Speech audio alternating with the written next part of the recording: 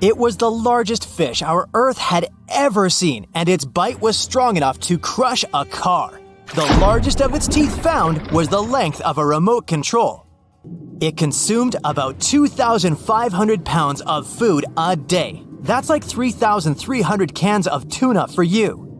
The earliest Megalodon fossils are from about 20 million years ago, but you won't see its skeleton, and that's because the mighty Meg had no bones. A skeleton made from bones gives most animals their body shape and strength. Sharks, though, come from the same subclass as rays, skates, and sawfish and have cartilage instead of bones. Cartilage is a tissue that is softer and more flexible than bones, but it's still tough enough to shape the body and protect the internal organs. Some areas are more flexible, since cartilage is weaker, and some, like the shark's head, are much tougher thanks to calcified cartilage. Their snouts, though, are made of really soft and flexible cartilage to work like a bumper in case of a collision with some dangers. Who knows if they'd be able to do all this with a heavy skeleton? Plus, cartilage makes their jaws more flexible, and they can open their mouths much wider than they would with a jaw made of bone.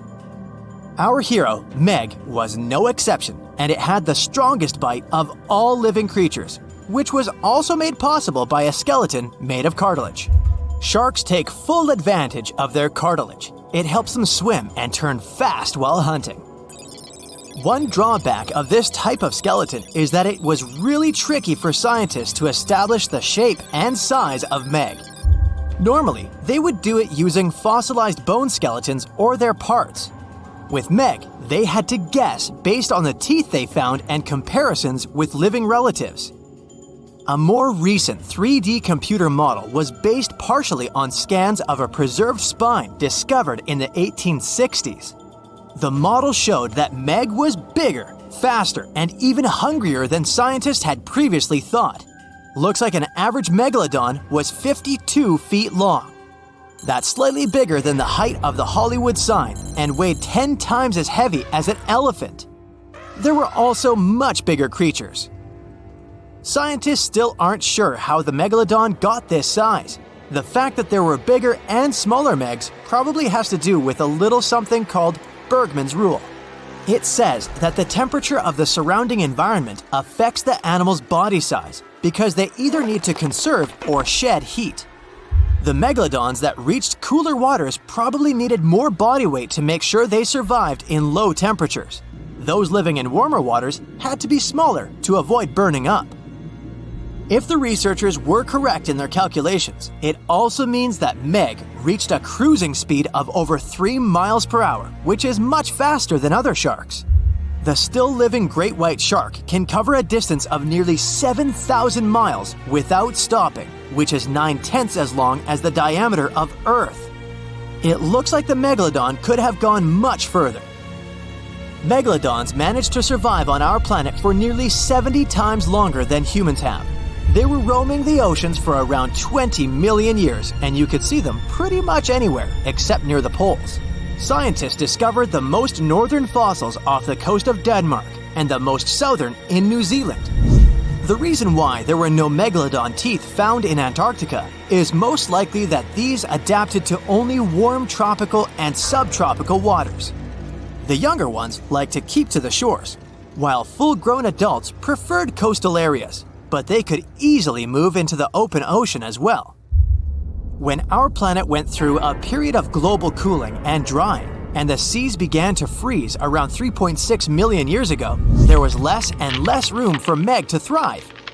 Much of their prey, like smaller whales, seals, and sea turtles, disappeared or relocated to waters that were too cold for our hero. And at the same time, the number of its natural competitors, like smaller predatory sharks, like the great white shark, and whales, increased. This shifting food chain dynamics could have been even more dangerous for the Meg than the cold ocean water.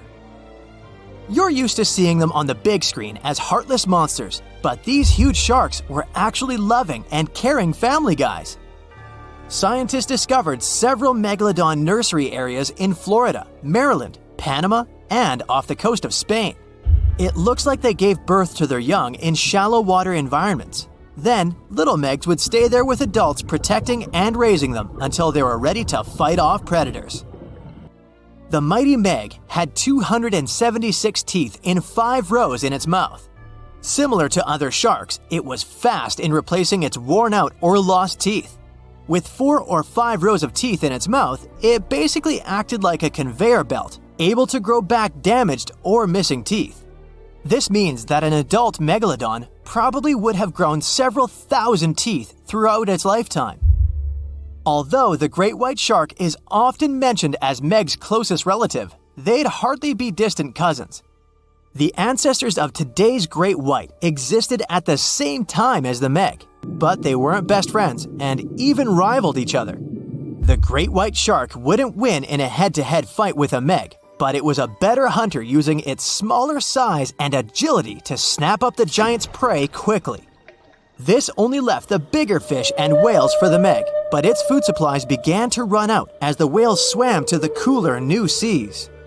Rather than a great white, the Megalodon is more like a modern bull shark. It had a short snout, a flat lower jaw, and huge pectoral fins to support its massive weight and size.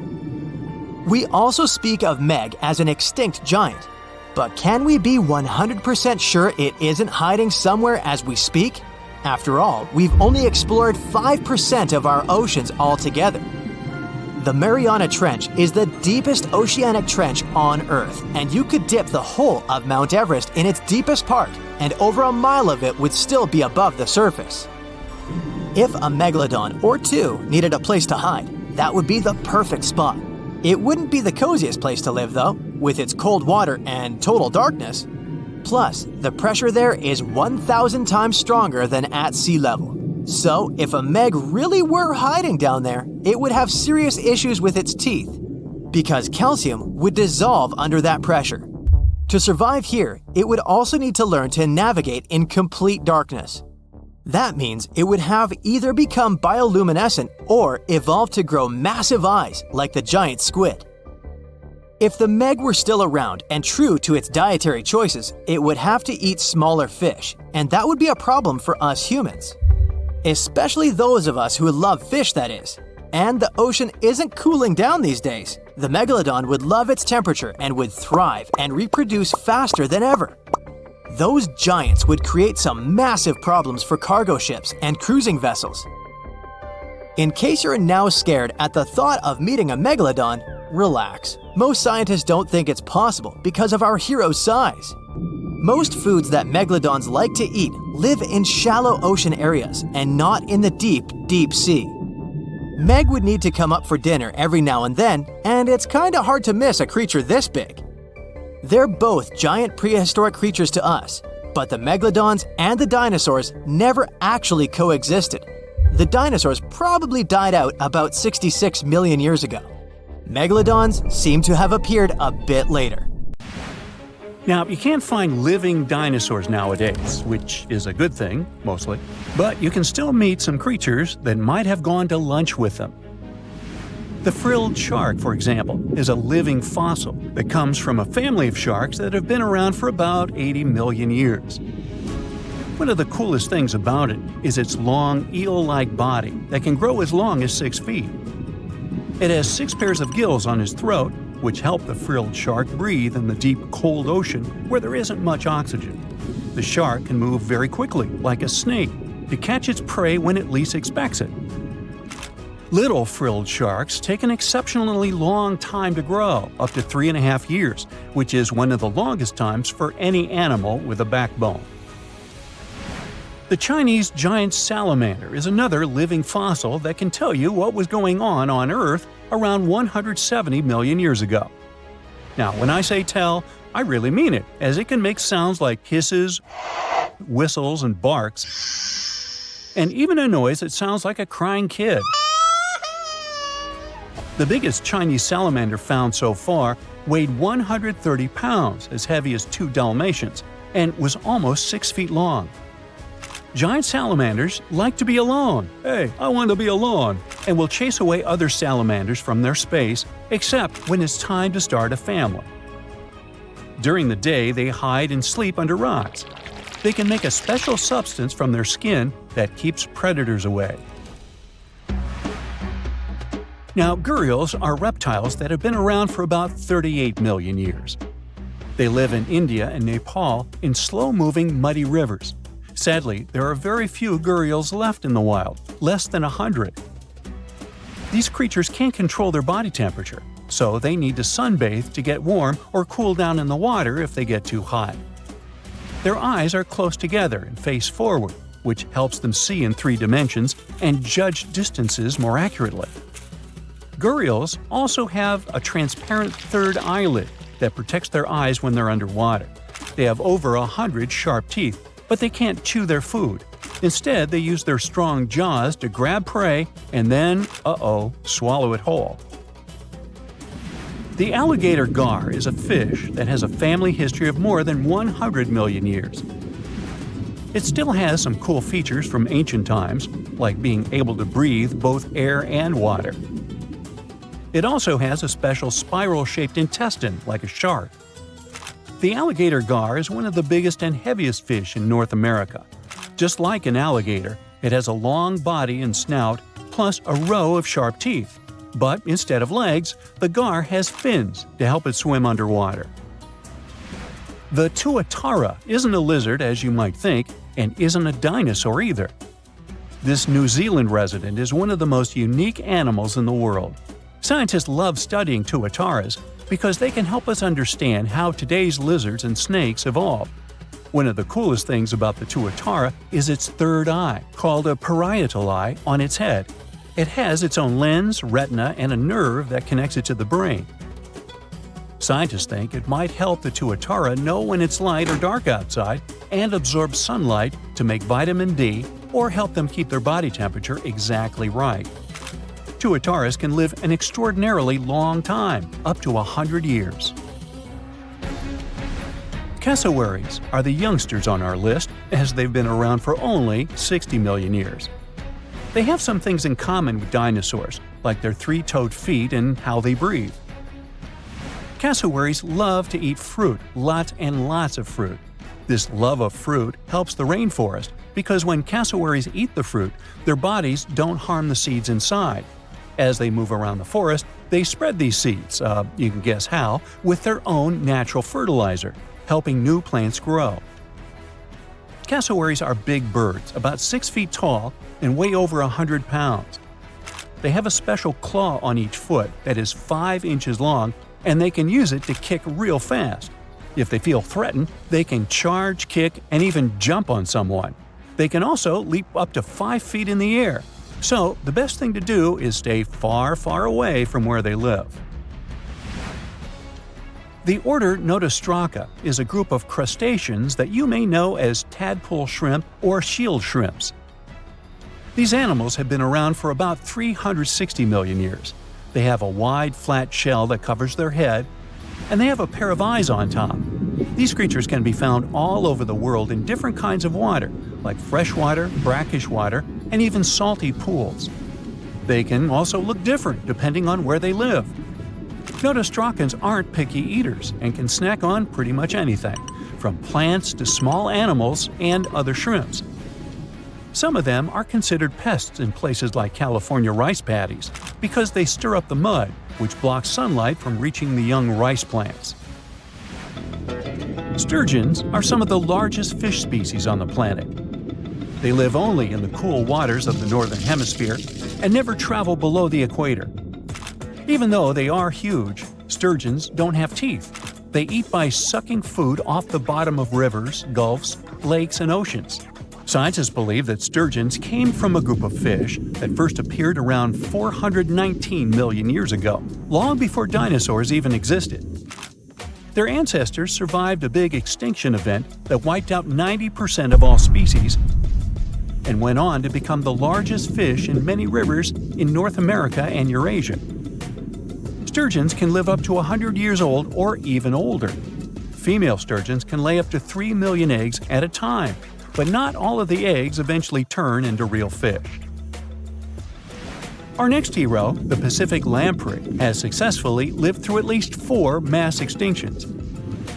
Its ancient ancestors evolved over 450 million years ago. These creatures have cartilage instead of bones and a third eye, which is a special light-sensing organ on top of their heads. Instead of a regular jaw, they have a mouth surrounded by teeth. They latch onto prey and sup up body fluids like real underwater vampires. And although he wasn't living underwater, the story goes that King Henry I of England might have lost his life because of a lamprey. The English monarch loved this fish so much that he defied doctors' orders to stop eating its flesh. He got sick every time he'd have it, but the lack of bones and the unusual taste made the royal fall in love with it. As a result, he got some scary symptoms from eating lamprey and eventually passed away. Can you say clueless?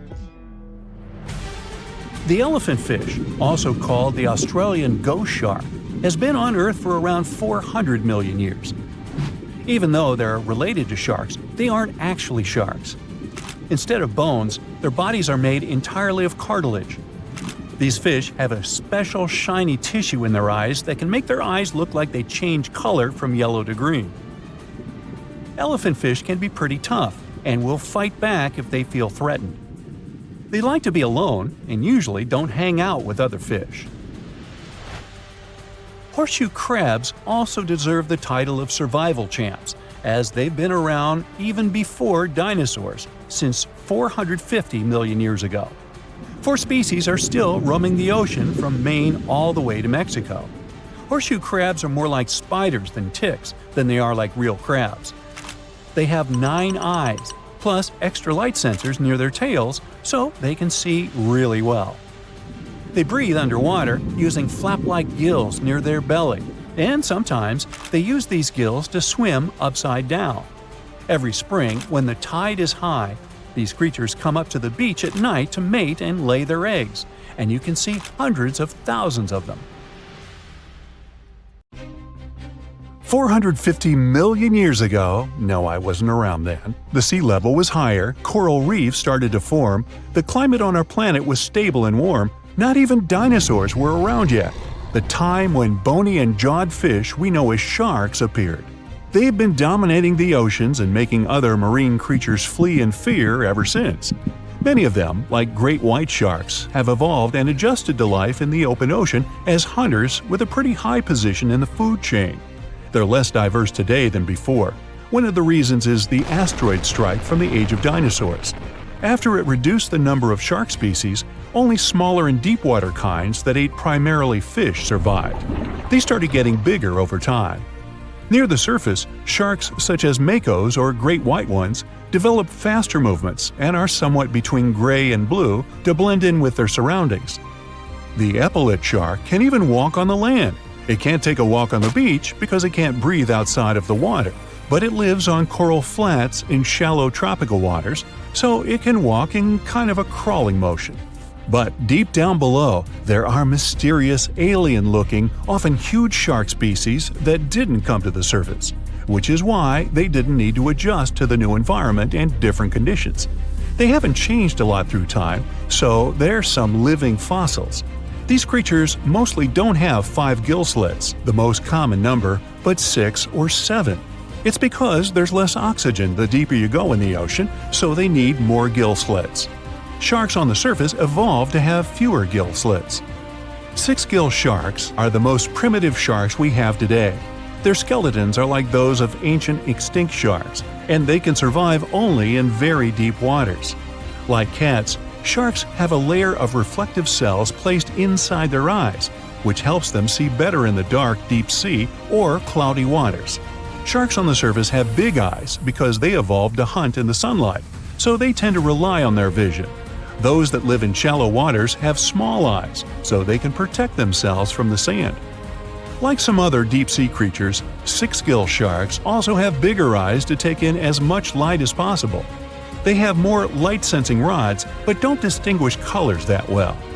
In the ocean's twilight zone, with the minimum of sunlight, there's a couple of bioluminescent shark species. They don't take in light within their eyes, but produce or re-emit it with their bodies. Their skin or organs have specialized cells that produce a soft blue-green light. Deep-sea creatures that produce their own light do that to attract their prey, deter animals from going after them, or, scientists think, communicate with each other. It can even help them to camouflage. They do it by hiding their silhouettes from animals going after them. They produce enough light to match their surroundings. The biggest luminous underwater creature is the kitefin shark, found swimming 980 feet below sea level, preying on groundfish or smaller sharks. It can grow almost 6 feet long and lives 3,200 feet below sea level. Deep-sea sharks are also bigger than those on the surface. The Greenland shark can grow up to 24 feet long, bigger than a great white. There's a thing called deep-sea gigantism. Creatures in nutrient-poor depths of the ocean grow bigger because, that way, they lose less energy as heat. The Greenland shark lives its life in slow motion. It has a slow metabolism and can go very long periods without food. With their slow pace, they evolved to live up to 500 years at depths of 7,200 feet. Sharks in shallow waters catch their prey relying on agility and speed, but for them, it's easier because there's plenty of food on the surface. Deep-sea sharks, with less food and slower life rhythm, had to develop a different style. They're more opportunistic, definitely not picky, and don't care if their future meal is alive or not. Frilled shark, another living fossil from the darkest depths, hasn't evolved much through time, and they're one of the last of their kind, with all of their relatives already gone extinct. It grows up to 7 feet long, primarily hunts on squid, and catches other sharks and fish. It looks like a dinosaur, a snake-like face, a long, smooth, thin body that moves in a serpentine way. It can propel itself with the power of its tail and curl like snakes. They don't swim in a straight line like other sharks. Cookie cutter shark grows up to 20 inches. It got the name because of the way it feeds, biting off small pieces. It's a parasite creature, which means it feeds off bigger animals but leaves them alive. They have sharp teeth and sometimes even swallow those that fall off on purpose. Some researchers think it could be because they live in the depths that are nutrient poor. If they swallow the teeth, they could recycle calcium and other material from it. Prickly shark is a rare and unusual creature with many thorn-like denticles and 2 small dorsal fins. It lives mostly in the depths of the Pacific region up to 1,900 feet. Ghost sharks are not even real sharks, but fish closely related to them and rays. They have big pectoral and pelvic fins, 2 dorsal fins, pretty big eyes, and unlike their cousins, have a single external gill opening. Ghost sharks have slender tails and can grow up to 80 inches, silver to blackish color. They sometimes live in rivers and coastal waters, but also in the depths of the ocean of 8,200 feet or even deeper. They are pretty weak swimmers, so they tend to feed on invertebrates and small fish.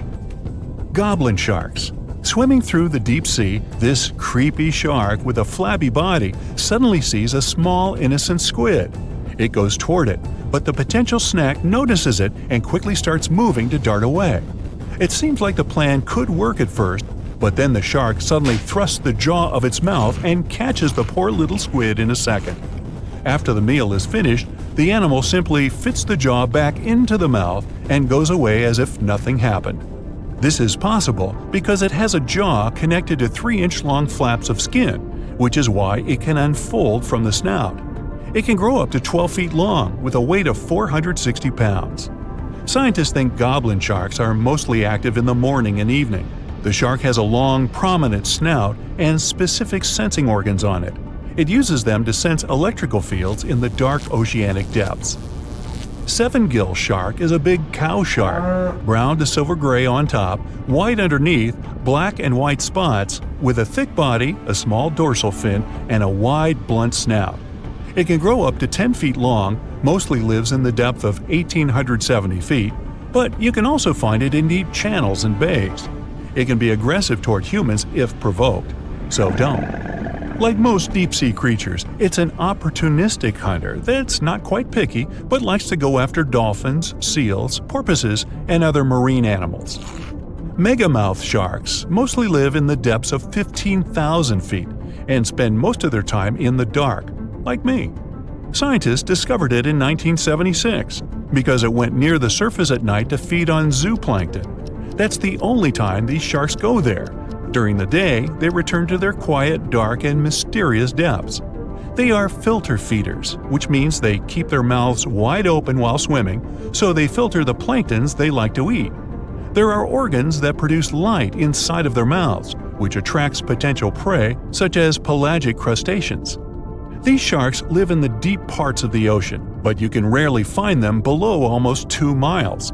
Scientists think some other, stronger bony fishes outcompeted them. Deep parts of oceans became oxygenated around 70 million years ago, and sharks have been around way longer.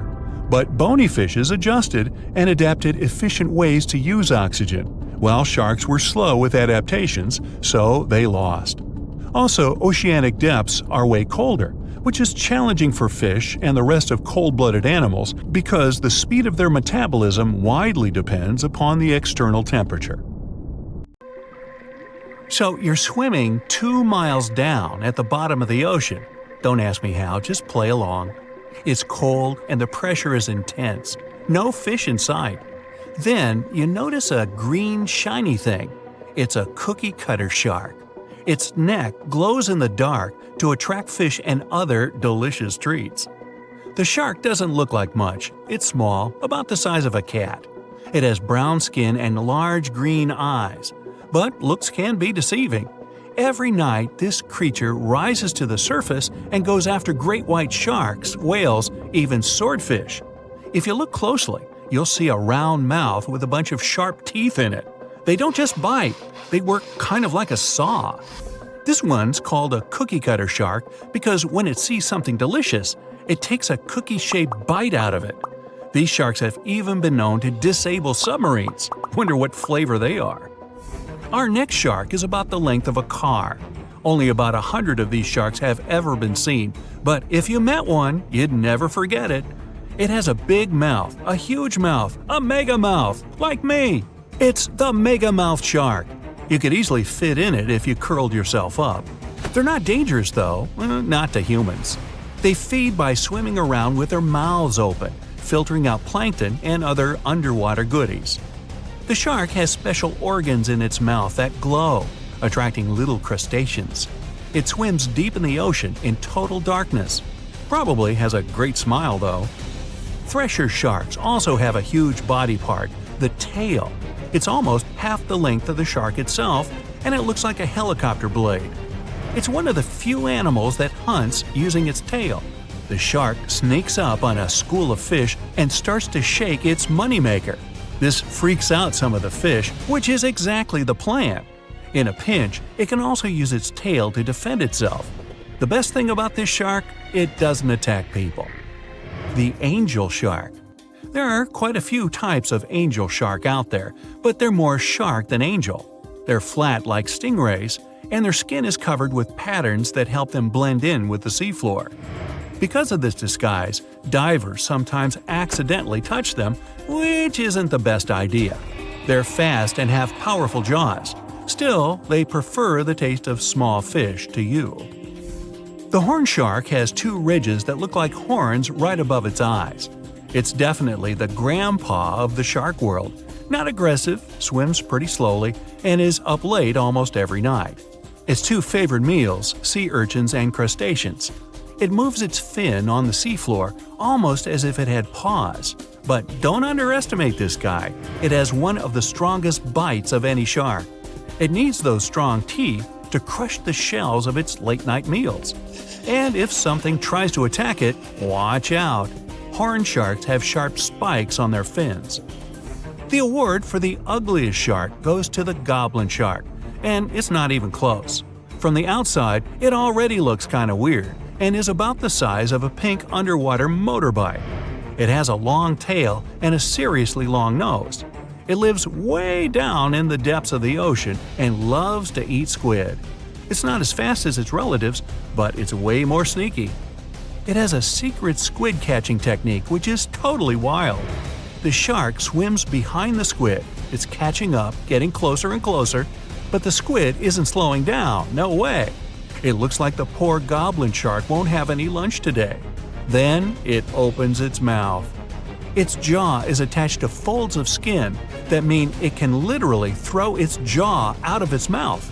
And it's a shark, so those teeth are sharp. That extra reach helps it grab its lunch, and when the meal's over, it pops its jaw back in its mouth. These sharks have been seen many times off the coast of Japan. They're actually named after the goblins in Japanese myths and fairy tales. There's only one thing out there cooler than a ninja shark. It's the ninja lantern shark. Imagine there's a tube you can slide down that takes you to the bottom of the ocean. It's too dark, you can't see anything. Suddenly, a glowing dot, moving around in the distance.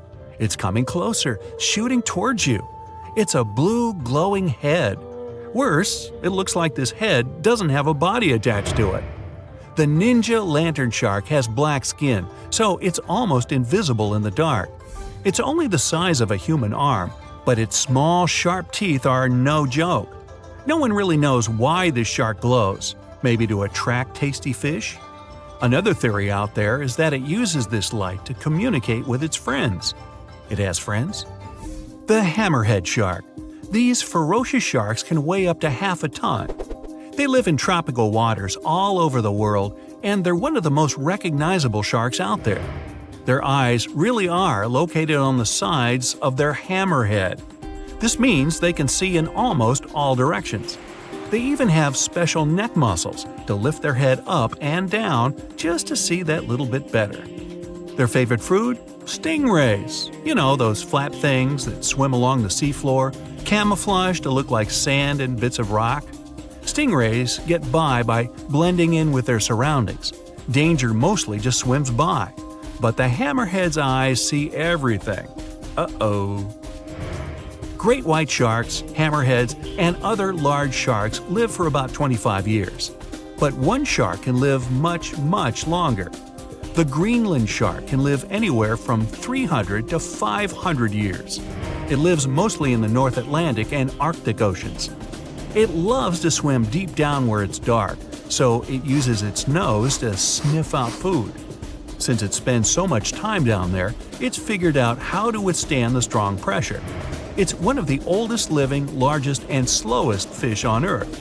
Just imagine, you're on an Arctic cruise and you see one of these sharks moving slowly through the freezing cold water. It might be 400 years older than you. Most sharks are omnivorous.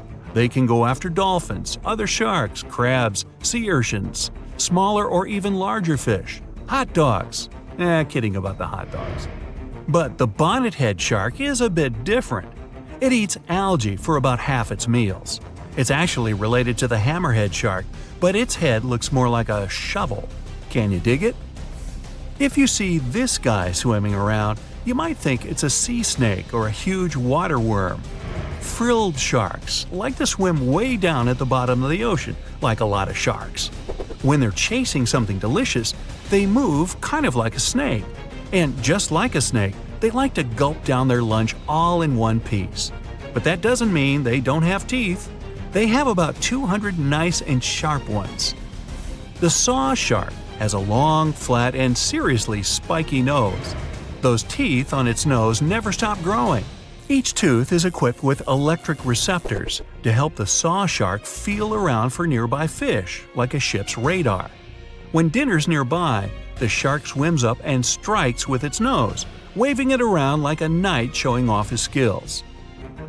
Meanwhile, you won't have time to blink if this guy floats past. Did you see it? How about now? Meet the fastest shark in the world, the short-fin mako shark. It can swim up to 35 miles per hour. That doesn't seem that quick on land, but underwater, that's fast. Slower than a cheetah, but faster than most dogs. It's warm-blooded, which is super rare for a shark. That helps it swim to cold and distant places where an ordinary shark simply wouldn't survive. The swordfish goes much faster. It can swim up to 60 miles per hour. It's not a shark, but it's still an amazing creature. In a race, the swordfish will usually come out on top, but it's not just fast, it's ingeniously fast. It has a gland next to its nose that pumps out a special oil. This oil spreads through its nose and comes out through tiny holes. This special oil is waterproof, which lets the swordfish glide through the water at high speed. The Megalodon was the biggest shark to ever live. Not only that, it's one of the biggest fish and the largest predator in Earth's history. They've been known to reach lengths of up to a whopping 70 feet. That's over 3 times longer than the biggest great white shark on record. The females have also been found to be around twice the size of the males. The Megalodon could swallow a small car without it even touching its teeth, if cars had been around then. Its teeth could grow to over 7 inches long. It looks like we're going to need a bigger boat, and best make it steel-plated, as this shark can easily gnaw its way through ships. The underwater terror could bite a ship clean in half, with the highest bite force ever calculated for any animal, living or extinct. The force of its ferocious bite was up to 40,000 pounds. That's around 108,000 times the strength of a human's and 10 times the force of a modern crocodile's bite. Its chomp is so strong that it makes the T-Rex's bite look about as powerful as my granny's after she's taken her dentures out. In fact, the Meg was so big and powerful that it had no natural predators. It was the uncrowned king of the seas, swimming freely from ocean to ocean. This cosmopolitan creature was found all over the world, from America to Europe and Australia to Japan, assuming there were countries back then. Meg fossils have been found on every continent except Antarctica. Everybody skips Antarctica. Science tells us that the Megalodon went extinct over 3.6 million years ago. But could they still be alive at the deepest depths of the ocean? Only around 80% of the ocean has been explored, and its deepest point, the Mariana Trench, is over 7 miles down. So who knows what's lurking at the bottom? If you did manage to make it down, it is unlikely that you'll run into a Meg, though. The sharks, like us, preferred warmer coastal waters. Deep ocean living would be too cold for the beasts, and food would be scarce. Their entire bodies would also have to evolve to avoid being squished by the enormous water pressure down there. It's unlikely they're still around, but not impossible. Some good news, if you do run into one, is that the shark is pretty unlikely to eat you. You are way too small a meal for the Megalodon, even if you have a couple of friends with you. This guy eats whales that are over 50 feet long. If you're having a beach party, though, it's a different story. In a beach full of swimmers, the shark very well might creep up, scooping several humans into its giant mouth without even chewing. But wait, let's rewind. How does the shark take down a 50-foot whale? It first bites off its fins, making the whale unable to swim away. It then casually munches it down piece by piece. Because of their size, sharks had to consume over a ton of food every single day just to sustain themselves, like me. All that food made the Megalodon extremely heavy. They range from anywhere between 50 to over 100 tons. For context, that's around the same as 7 to 16 adult male African elephants. To fit all this food in, their jaws had to open pretty wide. A Megalodon's jaw could span 9 by 11 feet wide. That's easily big enough to swallow 2 adult humans side by side. The fearsome name Megalodon comes from 2 Greek words, mega meaning big and odont meaning tooth. So combined, they mean what? Big tooth. And it certainly lives up to its name. Just one of its chompers is the same size as a human head. It had 276 humongous teeth in total across 5 terrifying rows. In all of history, only a couple of saber-toothed cats and the T-Rex had consistently bigger teeth. Now that's a showdown I'd like to watch. The Megalodon vanished millions of years ago, leaving only huge teeth to be found by modern archaeologists. They literally disappeared with very few traces left. Scientists believe that over time, sea levels dropped and the ocean temperatures went down rapidly. Over a third of all marine life was wiped out as the oceans cooled, and a number of animals at the bottom of the food chain plummeted. This had a catastrophic effect on the hungry predators at the top. Sorry guys. It became way too cold for these sun-loving sharks too, which made it difficult for them to reproduce since they gave birth in warm waters. The Megalodon is usually described as a sort of giant great white shark, but this is just a common myth. In fact, the ancestors of today's great white existed at the same time as the Meg. But they weren't best buddies, and were even in competition with each other. The great white shark was a better hunter, using its smaller size and agility to snap up the Meg's prey quickly. They were also known to eat Meg pups, who were only half their size. This didn't help the whole extinction thing. Even infant Megalodons were huge, coming in at just under 7 feet. While a great white was no match for an adult Meg in a head-to-head fight, they sure weren't scared of stealing their food. This only left the bigger fish and whales for the Meg, but its food supplies began to run out as the whales swam to the cooler new seas. The whales adapted to prefer the colder temperatures, leaving our friend the Meg behind. The Megalodons either starved or were frozen into extinction by the Ice Age. Rather than a great white, the Megalodon is more like a modern bull shark. It had a short snout, flat lower jaw, and huge pectoral fins to support its massive weight and size.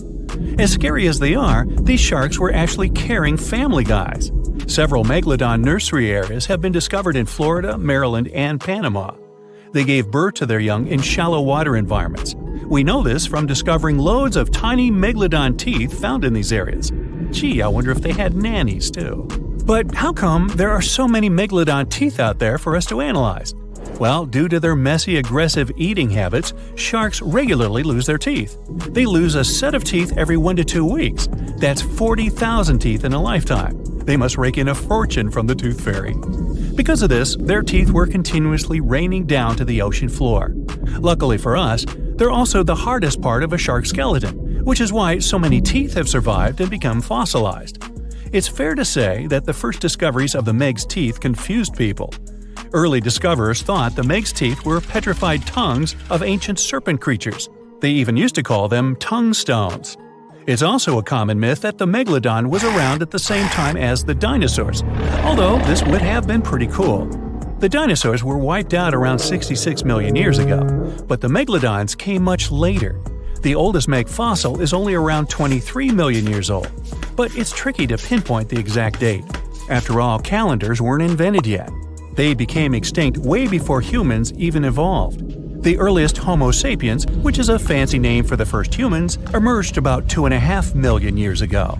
But what if the Megalodon shark didn't go extinct? Whale populations have dropped drastically since these guys were last around, so there'd be way fewer whales for them to chomp down on. Whales have also gotten a lot smarter and learned new defensive moves, making them way harder to take down. It's estimated that they ate around 12 tons of food each day. If they were still around and eating that much, they'd be forced to eat smaller fish, and there'd be barely enough big fish for us humans to survive on. The naughty Megalodons would also be able to track fishing boats and steal the fish that they worked hard to collect. It's safe to say we'd see a lot less fish in the aisles of your neighborhood supermarket. As our ocean temperatures are heating up again, the sharks would also thrive and reproduce faster than ever. There'd be more and more of these giant eating machines in the water, reducing our fish supply even more. It would also cause massive problems for cargo ships and cruising vessels. Imagine coming into contact with one of these bad boys while you're sunbathing on the deck. Even beachgoers would be hard hit. Megalodons give birth in shallow waters, so many of our favorite beaches would quickly become dangerous shark nursing grounds. Hey, where did that beach volleyball game go? They were playing just a moment ago. The largest and most ferocious predator to ever haunt the oceans, the Megalodon shark, dominated the seas for centuries before becoming extinct millions of years ago. However, scientists managed to discover very few remnants of the giant shark. Everything we know about the great sea beast we've learned thanks to fossils of its giant teeth, which are just about the size of the average human hand. Scientists estimated the size of the prehistoric shark using calculations based on the measurement of the length of a Megalodon tooth. On average, the size of a Megalodon shark was 33 feet long. The largest of the species could reach up to 58 feet long. However, these megasharks may have been even bigger than we ever thought. At the Florida Museum of Natural History, a group of students examined 3D printed replicas of Megalodon teeth to calculate the shark's size using the tooth length method. But something was off. Each student calculated a different size for the same shark, with their estimates ranging from 40 feet to 180 feet. A lead paleontologist took a look at the students' equations. He realized that the method they used to calculate Megalodon sizes for decades isn't that accurate at all. So they invented a new method to calculate the Megalodon size based on the width of the Megalodon tooth instead of its length. It turned out that the average Megalodon would be around 65 feet long. It's almost double the size scientists previously thought, and would mean that the average Megalodon is the length of 2 school buses. A Megalodon skeleton has never been discovered. Shark skeletons are made mostly of cartilage, meaning that they decompose quickly. Luckily, sharks continuously shed and regrow teeth throughout their lives. One shark can go through 40,000 teeth in a single lifetime. Scientists have managed to study different types of shark species based on their teeth alone. The Megalodon shark had around 276 teeth. When they fell out, these teeth landed in seabed, where they stayed for millions of years, fossilizing. Scientists found those teeth, and they're the only real record we have of the Megalodon's existence. The word Megalodon means giant tooth. Its tooth is around 7 inches long. For comparison, the largest tooth of a great white shark is only 3 inches long. To find a bigger set of choppers, you'd have to go back 65 million years to find the great Tyrannosaurus rex, whose teeth measured a whopping 12 inches. Megalodon teeth have been discovered all over the world. It means that, unlike other marine animals of its time, the Megalodon was intercontinental. Even today, most sharks and marine animals tend to stick to one sea or ocean. The Megalodon shark swam freely around the world, moving between tropical and subtropical waters. Megalodon teeth have been found in every continent apart from the freezing cold waters of Antarctica. When a Megalodon makes a starring appearance in a movie or TV show, it's portrayed to look like a giant version of a great white shark. Scientists previously believed that the Megalodon and the great white shark both descended from one common ancestor. Still, it's not true. In fact, it's more likely that the Megalodon was the arch-enemy of the great white shark's ancestor, the broad-toothed mako shark. That means Megalodon wouldn't have looked so similar to the great white after all. In reality, the Megalodon would have a shorter nose than the great white, along with longer pectoral fins to give the giant shark a stockier and more threatening build. Not only was the Megalodon the largest shark in the world, but it was also one of the biggest fish ever to exist.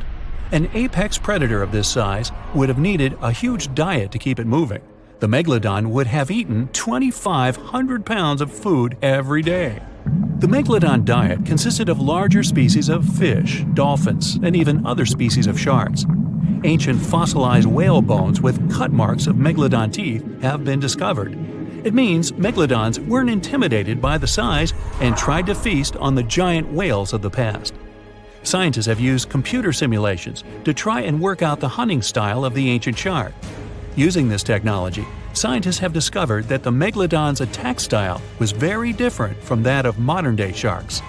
Modern sharks dive straight for their prey's most vulnerable spot, for example, the soft underbelly of a seal.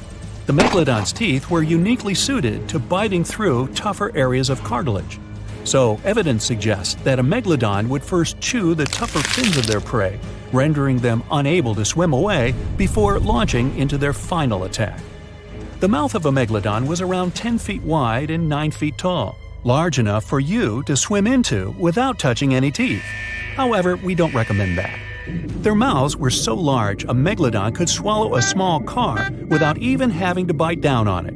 Research teams from Australia and the US collaborated to work out the biting power of the Megalodon using computer simulations. The results were terrifying. While the modern great white shark has the biting power of 1.8 tons of force, the Megalodon could easily chomp down on its prey with a biting power of 18.2 tons.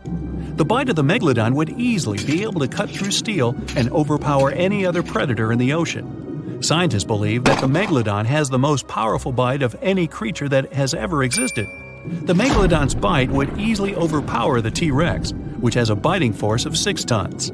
Mysteriously, no one knows exactly when or how the Megalodon went extinct. However, several theories are floating around as to how this could be the case. The Megalodon had become extinct by the end of the Pliocene, which was a phase of global cooling that spanned over 5 million years and ended over 2.6 million years ago. New evidence suggests that the last Megalodon lived at least 3.6 million years ago, right in the middle of the Pliocene era. Another theory claims that these megasharks disappeared because of the changing Earth temperatures occurring during the Pliocene. As the Earth cooled down, the tropical waters of the world's oceans plummeted to colder temperatures. Scientists believe that this led to the extinction of a third of all large marine animals, meaning that the Megalodon's food source took a massive hit. Without much prey left to hunt, the Megalodon inevitably went extinct. Megalodon sharks would give birth to their pups in waters close to the shore. The shallow coastal waters provided a perfect nursery for the newborn sharks, keeping them distant from the larger predators that lurked in the open waters. As ice formed around the Earth's poles and sea levels dropped, these pupping grounds were destroyed. The Megalodon pups would have had no choice but to swim in the deep ocean waters, making them more vulnerable to dangerous predators. A new theory suggests that the explosion of a star, called a supernova, could be responsible for the extinction of the Megalodon. Around 2.6 million years ago, a supernova over 150 light-years away from Earth lit up the prehistoric sky and lingered there for months. A few hundred years after the supernova had faded, particles of cosmic energy from the star explosion plummeted to Earth. The energy particles carried dangerous amounts of radiation. Researchers believe that this radiation could cause the mass extinction of many marine animals, including the Megalodon. Radiation from the particles extended hundreds of yards down into the ocean and was more dangerous for bigger creatures than for smaller ones. The bigger the creature is, the more radiation they would absorb. The 60-foot-long Megalodon was large enough to absorb great amounts of radiation. Some people believe that the Megalodon is still alive today, lurking at the depths of the ocean waters. But it's unlikely to be true. Megalodons are a warm water species, which means they would be unable to survive in the cold waters of the deep ocean. Most of the Megalodon's potential prey live in shallower waters, meaning there would be very little for the Megalodon to eat at a deep sea level. Simply put, if there were an animal as big as the Megalodon still living today, we would have spotted it by now.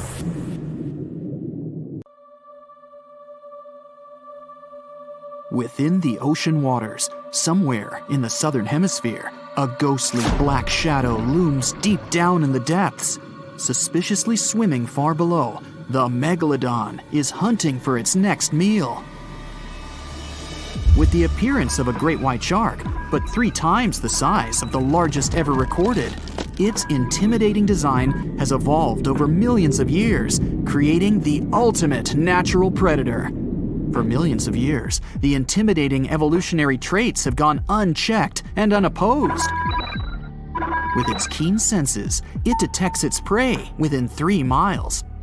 As it swims below, it's been following an unsuspecting sea turtle that's slowly paddling above on a long voyage. The Megalodon stalks the turtle, ensuring it makes its move toward the turtle at the right moment, swimming upward at 11 miles per hour, intending to immobilize the turtle by ramming it. As it approaches, the Megalodon's adept senses notice something else lurking nearby. Pausing its pursuit of the turtle, it adjusts and turns to face another, much larger object. The Megalodon may be the largest marine predator to have ever lived on Earth, rightfully feared by all creatures within these waters, but not today. There is a newcomer to these parts, one that has a similar reputation and matches the Megalodon in ferocity. This unknown creature intends to contest these hunting grounds. The challenger is the Leviathan. As the sea turtle takes this opportunity to swim away as fast as it's able, these 2 apex predators size each other up from a distance, preparing to establish who will reign as the supreme king of the sea. The Megalodon dominated the ocean sometime between 3 to 23 million years ago, spreading to all corners of the globe, within seas surrounding Europe, Africa, the Americas, and Australia. Its focus is mainly on offshore areas where prey would be prominent, hunting sea turtles, whales, seals, dolphins, and other sharks. Its range was long, traveling between coastal and oceanic waters throughout different stages of its life cycle. Given that the territory they cover grows with each year they live, and the wide range of prey available to them, the Megalodon's size can reach up to 67 feet in length.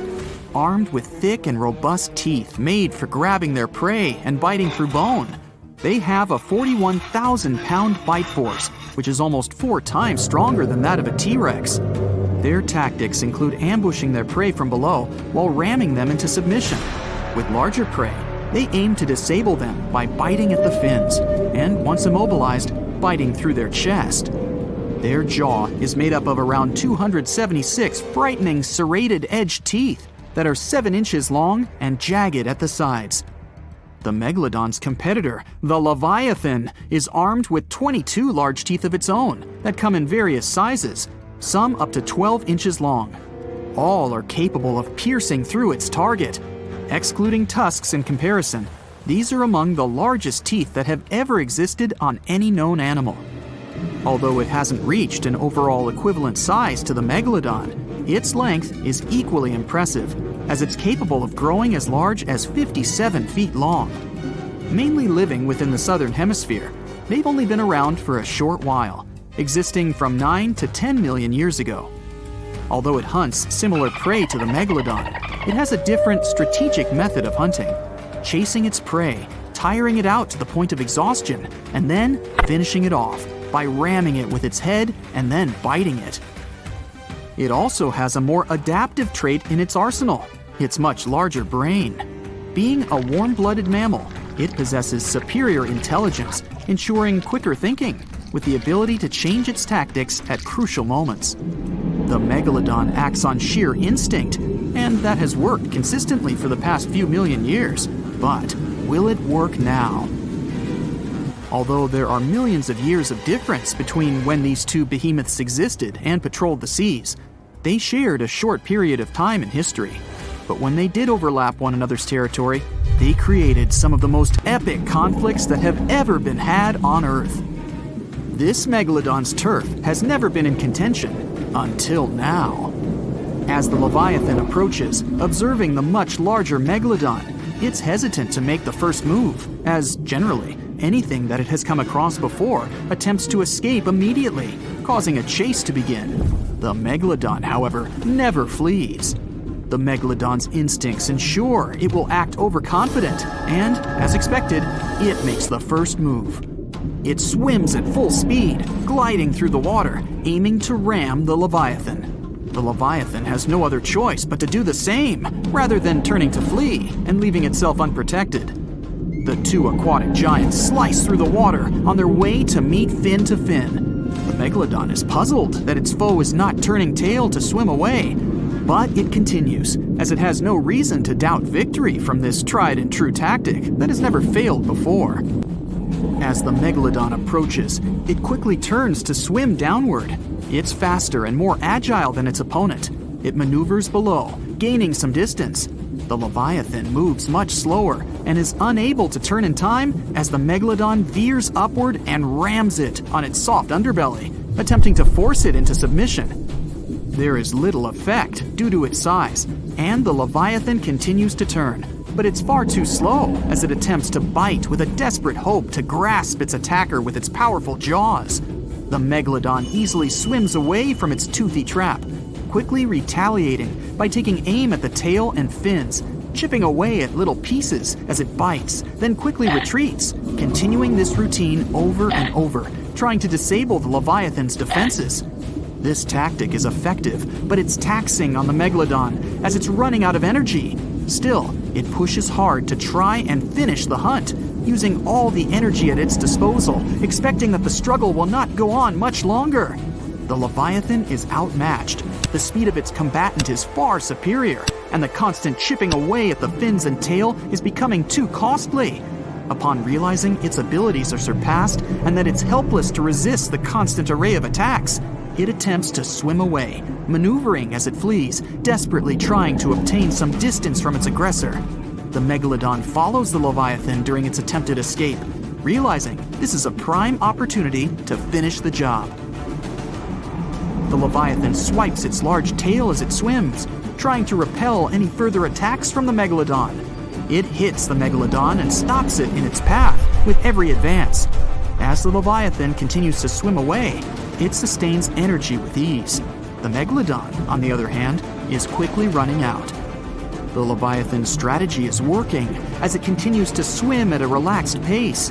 The Megalodon eventually runs out of energy, unable to continue at the same pace, but its instinctual arrogance won't let go.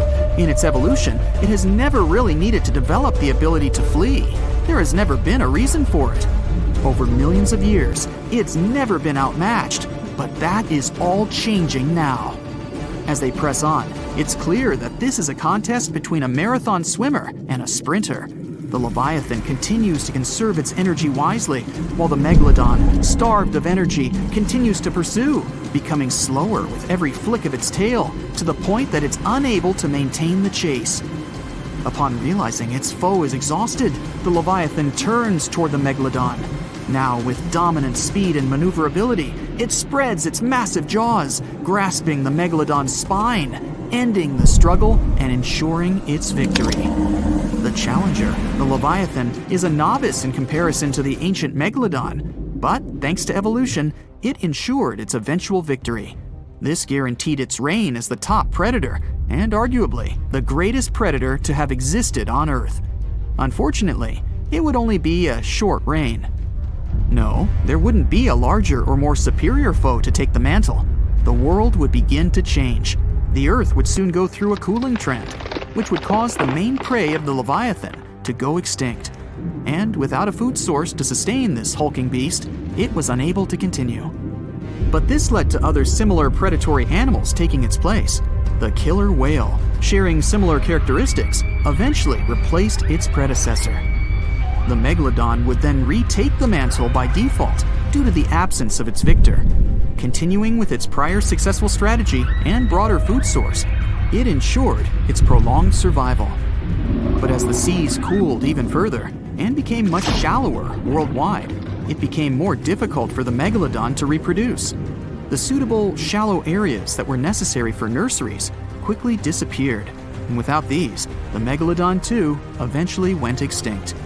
And just like its former opponent, other smaller sharks were able to adapt to these changes in the shallower waters, ensuring a more diverse pool of predators to dominate the seas. Have you ever heard of an island that is regularly attacked by sharks? For many years, people living there haven't been able to find a way to stop this. Neither can they understand why sharks come there so often. So, what's going on? Why do these predators keep bothering this specific island while completely ignoring the others in the area? Let's go to this mysterious place and try to find out. July 22nd, 2015. The ocean waters near Reunion Island were clear and transparent. The western part of the island, St. Lou, had always been a great spot for surfing. But on this pleasant sunny day, one of the locals almost lost his life. A 6-foot bull shark appeared out of nowhere. Once right next to the shore, it suddenly charged at surfer Rodolphe Arriaghi.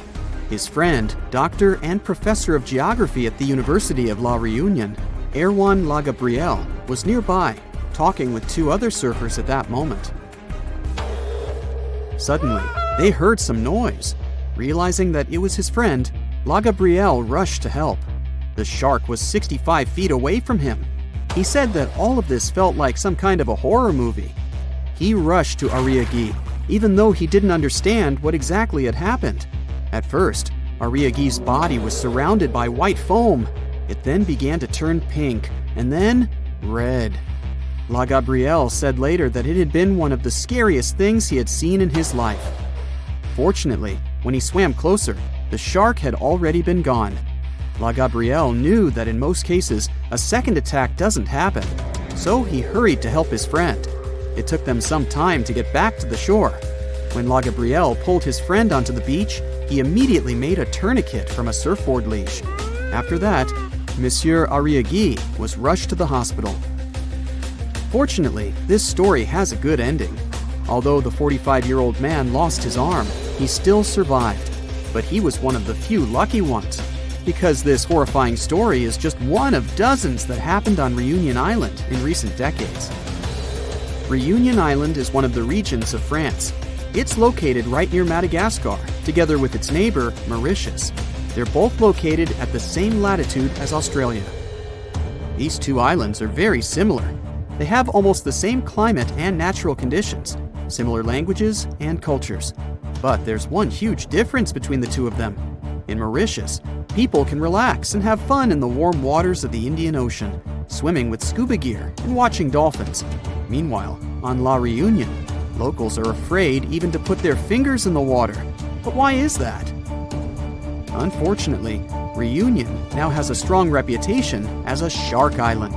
By 2018, 56 attacks had occurred there.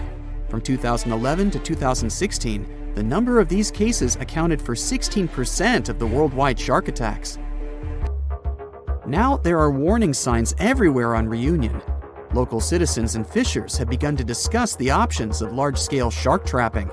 The authorities forbid people to swim almost everywhere, except for a few more or less safe places, like, for example, a coral lagoon. And still, any fisher or scientist knows that sharks can easily get inside these coral rings. In other words, locals and tourists can't feel completely safe anywhere on the island. Meanwhile, in Mauritius, the last shark attack happened in the 1980s. People come here to relax, and everything is perfectly fine. So the question is, why in the world is La Reunion so unlucky? Dr. Lagabriel, the hero I mentioned before, set himself the goal of explaining this strange phenomenon. His study showed that over the past 30 years, the probability of a shark attack on Reunion had increased by 23 times. And in 9 out of 10 cases, it turns out to be a bull shark. If you haven't heard about it, this creature looks exactly like what you would imagine when you hear the word shark. It's one of the most popular species and the one that you often see in different movies and cartoons. These sharks live in tropical and subtropical waters in all oceans. Most often, they're found, yeah, you've probably already guessed, in the southern waters between Australia and South Africa. This place is even nicknamed a shark highway because these predators really like to chill around there. This is also one of the most aggressive shark species, and it's very dangerous for humans. Unfortunately, it's also very tolerant to different water salinity, which means they can basically swim even in fresh water and be totally cool with it. But why do all these Reunion Island attacks happen so often? Well, there are many theories and many different factors that might play their role in all this. Marc Soria, a researcher at the IRD, the French National Institute for Research and Development, decided to conduct a study together with his team. They spent 3 years trying to collect data on 45 tiger sharks and 38 bull sharks living in local waters. The National Research Institute of France supported this study.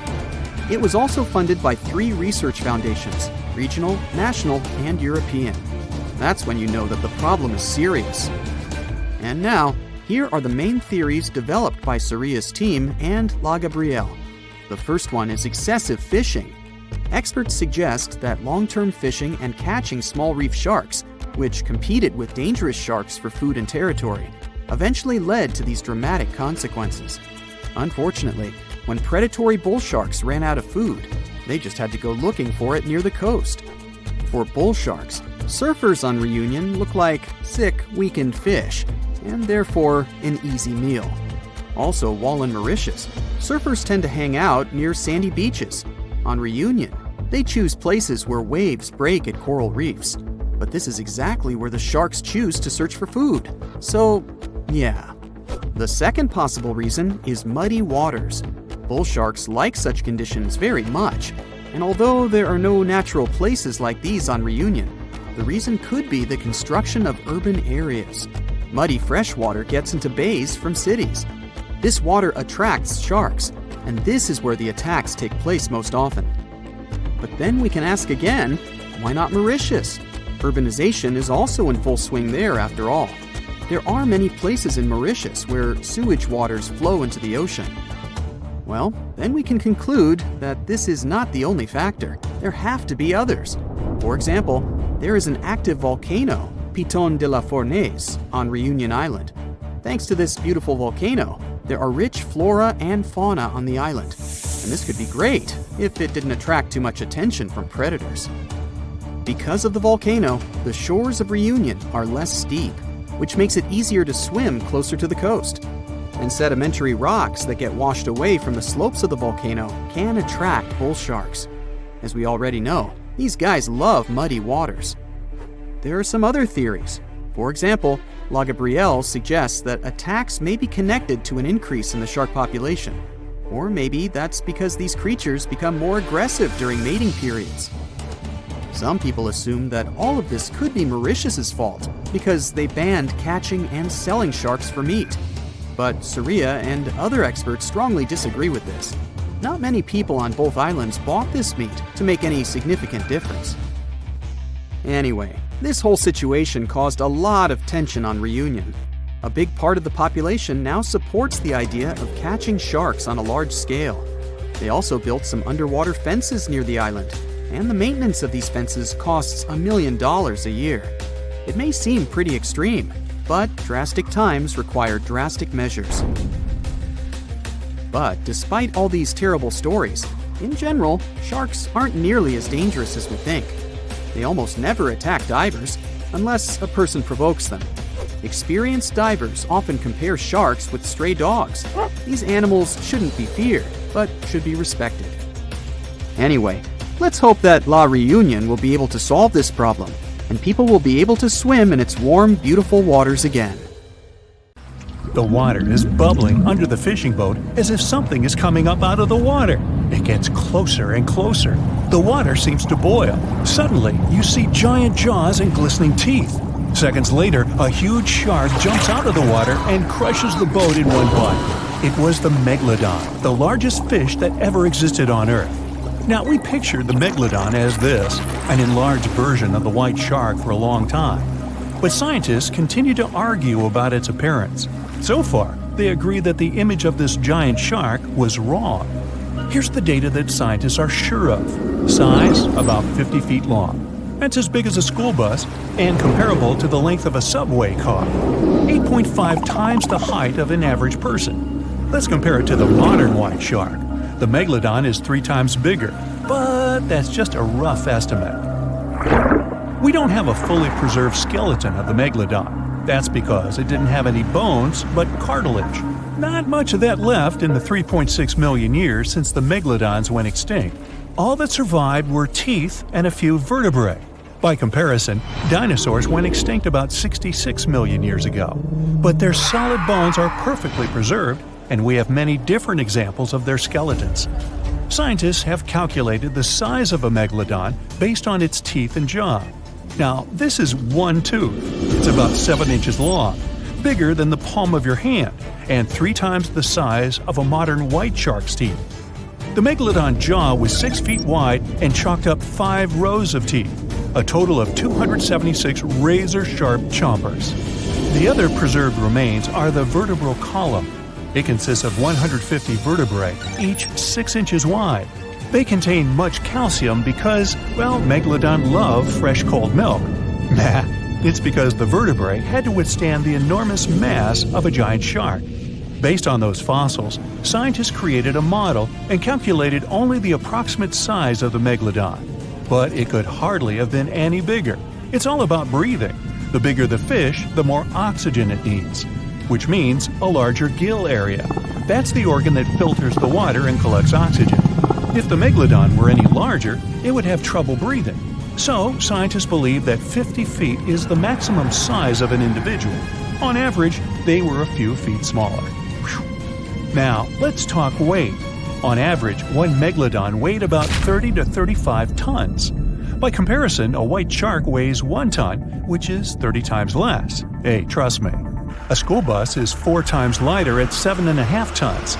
The weight of a Megalodon can be compared to an empty Boeing 737. But the modern blue whale beats the Megalodon in size and weight. 98 feet long versus 50, almost twice as long. Blue whale's weight is about 180 tons. That's like 6 Megalodons or 6 passenger planes, or like 33 adult elephants. Hey, don't you love the comparisons? Now, about the appearance of the Megalodon. Scientists believe it didn't look like a white shark. The Megalodon belongs to a different fish family and most likely looked like a giant sand tiger shark. Flattened snout, small eyes. Its dorsal fin is moved backwards. The sand shark has 2 dorsal fins about the same size. The coloration is light brown with a white belly and may have had brown-red spots like a sand shark all over its body. We used to think of the Megalodon as something scary from the first finds of its fossils. That was back in the Renaissance era. People found some teeth in the rocks. At first, these teeth were thought to be the tongues of dragons or snakes. And here's the first drawing of what the owner of these teeth supposedly looked like. A massive snout with a scary nose and a bunch of razor-sharp teeth. We also have the evidence that megalodons were brutal hunters, kings of the food chain. The first combat tool in their arsenal was the battering ram. The megalodon was a slow swimmer, though. It could only accelerate up to 11 miles per hour. In comparison, the modern white shark can reach 35 miles per hour in a dash for its meal. The fastest human swimmer could only go 6 miles per hour. Well, good luck with that. But the megalodon had incredible mass. Though slow, its battering ram had tremendous power. The megalodon would take its prey by surprise. It had only one chance to hit it. If it missed, it would take too long for a second round. The maneuverability of the megalodon was comparable to a large truck. But if the ram was successful, the prey was stunned and couldn't move. At this point, the megalodon aimed at vulnerable spots, like the fins and tail of the prey. Scientists have found many ancient whale remains with megalodon tooth marks. It turned out that the giant shark knew where its prey's vital organs were located and could strike at them. When the prey was immobilized, the megalodon bared its teeth. An adult person could easily fit into its open jaw at full height, and according to various estimates, the bite force of the megalodon was almost 11 tons. Now imagine the weight of 3 SUVs concentrated at the tip of a sharp tooth. That's 9 times the power of the largest white shark bite, and 6 times the power of the modern record holder for biting, the saltwater crocodile. Here, look at a map of where the remains of the megalodon were found. South and North America, Europe, Asia, Australia. It was the master of all seas and was comfortable anywhere on our planet. We've even found some remains of the giant shark in freshwater sediments. Perhaps it wasn't afraid to enter rivers to hunt. Now, other scientists say that maybe the megalodon wasn't even a predator, all because of its size. It couldn't swim fast. It couldn't even make short dashes like the white shark. If prey tried to escape, the megalodon didn't rush into pursuit because it could never catch up with it. Another problem is the skeleton of the megalodon. The cartilage is weaker than the bones, so the musculature of the giant shark was not as massive and robust in the first place. The megalodon may even have been a scavenger and never got into fights. This is one of the reasons why ancient sharks became extinct. Megalodons like shallow, warm waters, with temperatures ranging from 53 degrees Fahrenheit. But over 3 million years ago, the climate turned colder. This deprived the megalodons of territories and plenty of food. The primitive whales that had been the main diet of the giant sharks began to disappear. Faster predators took the remnants of food. The megalodon started to starve. In evolution, a new player entered the field, the toothed whales, ancestors of the modern killer whales. They lived in packs and had bigger brains than the megalodon. So, over time, they started to compete with the megalodon. They took advantage of its clumsiness. A group of killer whales could easily win a competition against a giant shark. Many scientists believe this was the reason for the disappearance of the largest shark in the world. But there are theories that the megalodon is still alive and roaming the dark waters of our planet. Several Australian fishers have allegedly encountered a shark of incredible size, but no one can confirm these testimonies. Fans of this theory believe that giant sharks can hide in deep waters away from human eyes. In the Mariana Trench, for example, it's the deepest place on our planet. It's deeper than if you stuck Mount Everest in the water, and we've even found the teeth of a megalodon there. But science says that such a giant shark couldn't live in the Mariana Trench for many reasons. One, it's too cold. The megalodon was probably a cold-blooded fish, so it had to use the warmth of its environment to survive. But the water in the Mariana Trench is cold, about 40 degrees Fahrenheit. That's because the deeper down, the less sunlight gets in there. The second reason is pressure. Every 30 feet deep increases the pressure by 1 atmosphere. That is, at the depth of 100 feet, the water presses you 3 times harder than you would feel it at the surface. The weak muscles and cartilage of the megalodon wouldn't allow it to dive too deep into the Mariana Trench. And, most importantly, food. The farther from the ocean surface, the fewer living organisms. Megalodons used to eat primitive whales, ranging from 10 to 20 feet. Small fish only inhabit the Mariana Trench. A megalodon would never be able to catch one. And, judging by its size, all the megalodon did was eat and then look for food again. Compare its weight to that of a human. The average human should get about 2,000 calories a day with an average weight of about 180 pounds. The Megalodon weighed 470 times that and needed many more calories. So, even all the fish inhabiting the Mariana Trench could hardly feed a Megalodon for even a few days. So, all these theories, of course, are not true. But still, it's just smart to be careful out there. Know what I mean? It was one of the biggest creatures ever to roam the Earth. It was longer than your average school bus and could easily weigh more than 10 elephants combined. But where did it live? How did it end up having this size? And most importantly, why is it extinct nowadays? Let's find out. The Megalodon was the largest predator ever known in our planet's history. In terms of its location, the Megalodon lived practically in all waters on our globe, except near the poles. The reason why there were no Megalodon teeth found in Antarctica is probably that the gigantic creature adapted to only warm tropical and subtropical waters. The younger ones liked to keep to the shores, while full-grown adults preferred coastal areas, but they could easily move into the open ocean as well. How do we know the Megalodon was so widely spread? We can only presume, based on the fact that they discovered the most northern fossils off the coast of Denmark and the most southern in New Zealand. The discussion of how the Megalodon got this size is still open in the scientific community. They recently found out that not all the specimens from this fascinating species reach the same huge size.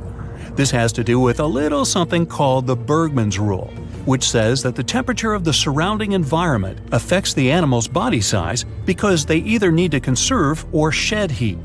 The megalodons that reach cooler waters probably needed more body weight to make sure they survived in low temperatures. On the contrary, those living in warmer waters had to be smaller to avoid burning up. But what did this enormous fish look like? Most modern depictions show the megalodon resembling an enormous great white shark. But well, it seems it may not necessarily be correct. The megalodon likely had a much shorter nose and a flatter jaw that looked almost squashed when compared with a great white shark.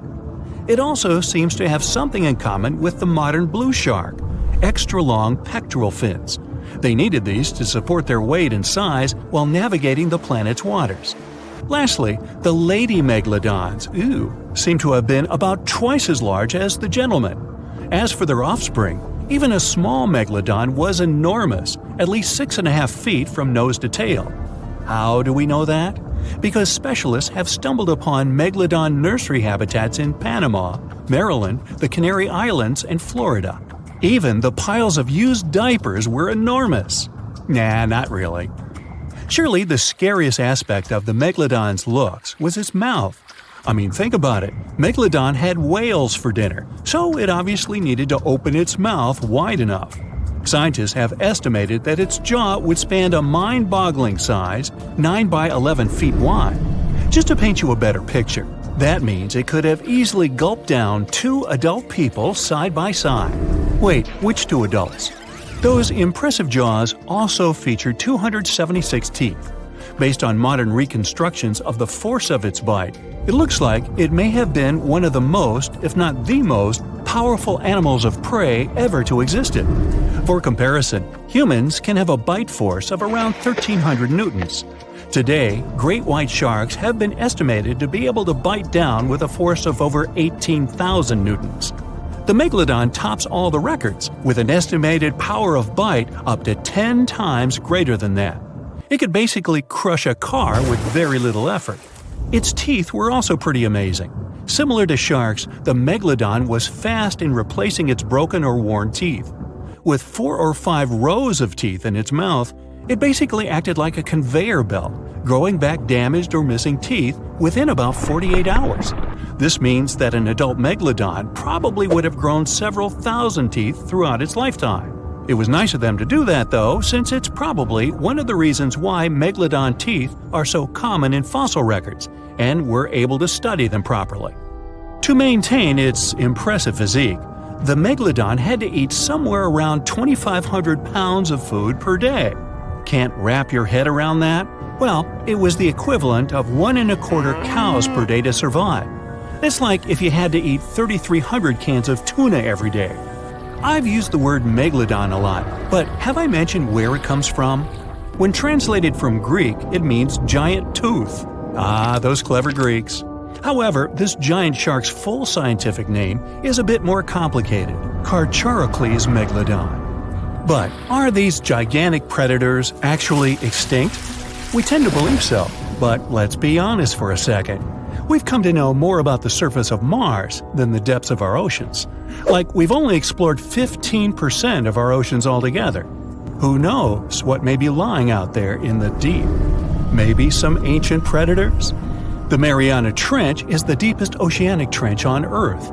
The Challenger Deep, its deepest part, is so deep that you could dip the whole of Mount Everest in there and it would still be over a mile above the surface. That's deep.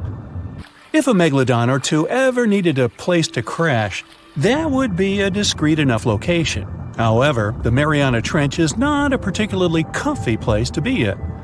Because it's cold and steeped in total darkness and all. The temperatures here are around 36 degrees Fahrenheit all year round.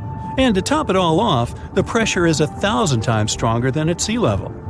So it's safe to assume that if any megalodon is hiding in here, its teeth and bones might not be looking so good. Because of the intense pressure here in the Mariana Trench, proteins and calcium start to dissolve and disintegrate. That's why, for example, the Haddell snailfish, the deepest dwelling fish we've discovered, has evolved to feature flexible cartilage instead of bones. To survive here, the megalodon would also need to learn to navigate in complete darkness. That means it would have to either become luminescent or evolve to grow massive eyes like the giant squid. While it may sound like an intriguing and good idea for a movie script, most scientists don't think it's possible. Why? Well, most of them say it's because of the megalodon's size.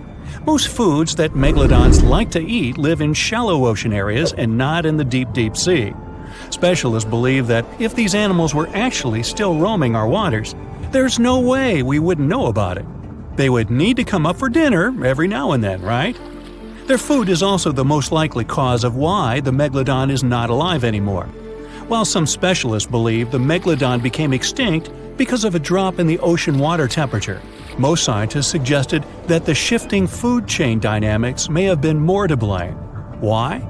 Because at some point, there was less and less of its primary food source, baleen whales, and at the same time, the numbers of its natural competitors, like smaller predatory sharks like the great white shark and whales, increased. The megalodon did live on this planet a lot more than we did, and way back when we didn't even exist yet. They were here for nearly 70 times longer than we, modern humans, have, inhabiting the oceans for around 20 million years.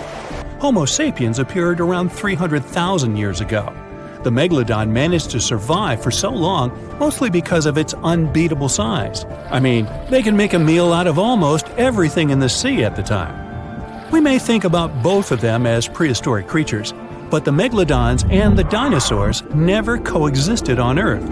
The dinosaurs probably died out about 66 million years ago. Megalodons seem to have appeared a bit later. That's because the oldest megalodon fossils we have yet discovered are from the Miocene epoch, which began 23 million years ago. So long, Meg. The giant shark that terrorized the oceans some 20 million years ago. For 13 million years, this 60-ton beast dominated the warm waters of our planet. Though, some believe that the Meg still lives in the most remote and deepest parts of the ocean. It's a hot summer day. It seems only logical to go for a swim in the sea. You're floating on your back, completely relaxed. Your eyes are closed. Your breath is even. Water's pleasantly cool around your body. A light breeze touches your face. You feel calm enough to doze off. Suddenly, something bumps into your leg. Yanked out of your half-slumber, you begin to flail until you're face-to-face with the invisible danger. Luckily, all you spot is a couple of easily recognizable fins and cute smiley snouts. Phew, just dolphins. Guess you're lucky to meet them in the wild. These amazing creatures are so close, you can touch them. You've heard people say dolphins' skin feels rubbery, but to your mind, it's more like the inner part of a hard-boiled egg. One of the animals is so close to you that its salty smell fills your nostrils. You know, though, that dolphins don't have sweat glands. It means they don't sweat and are pretty much odorless.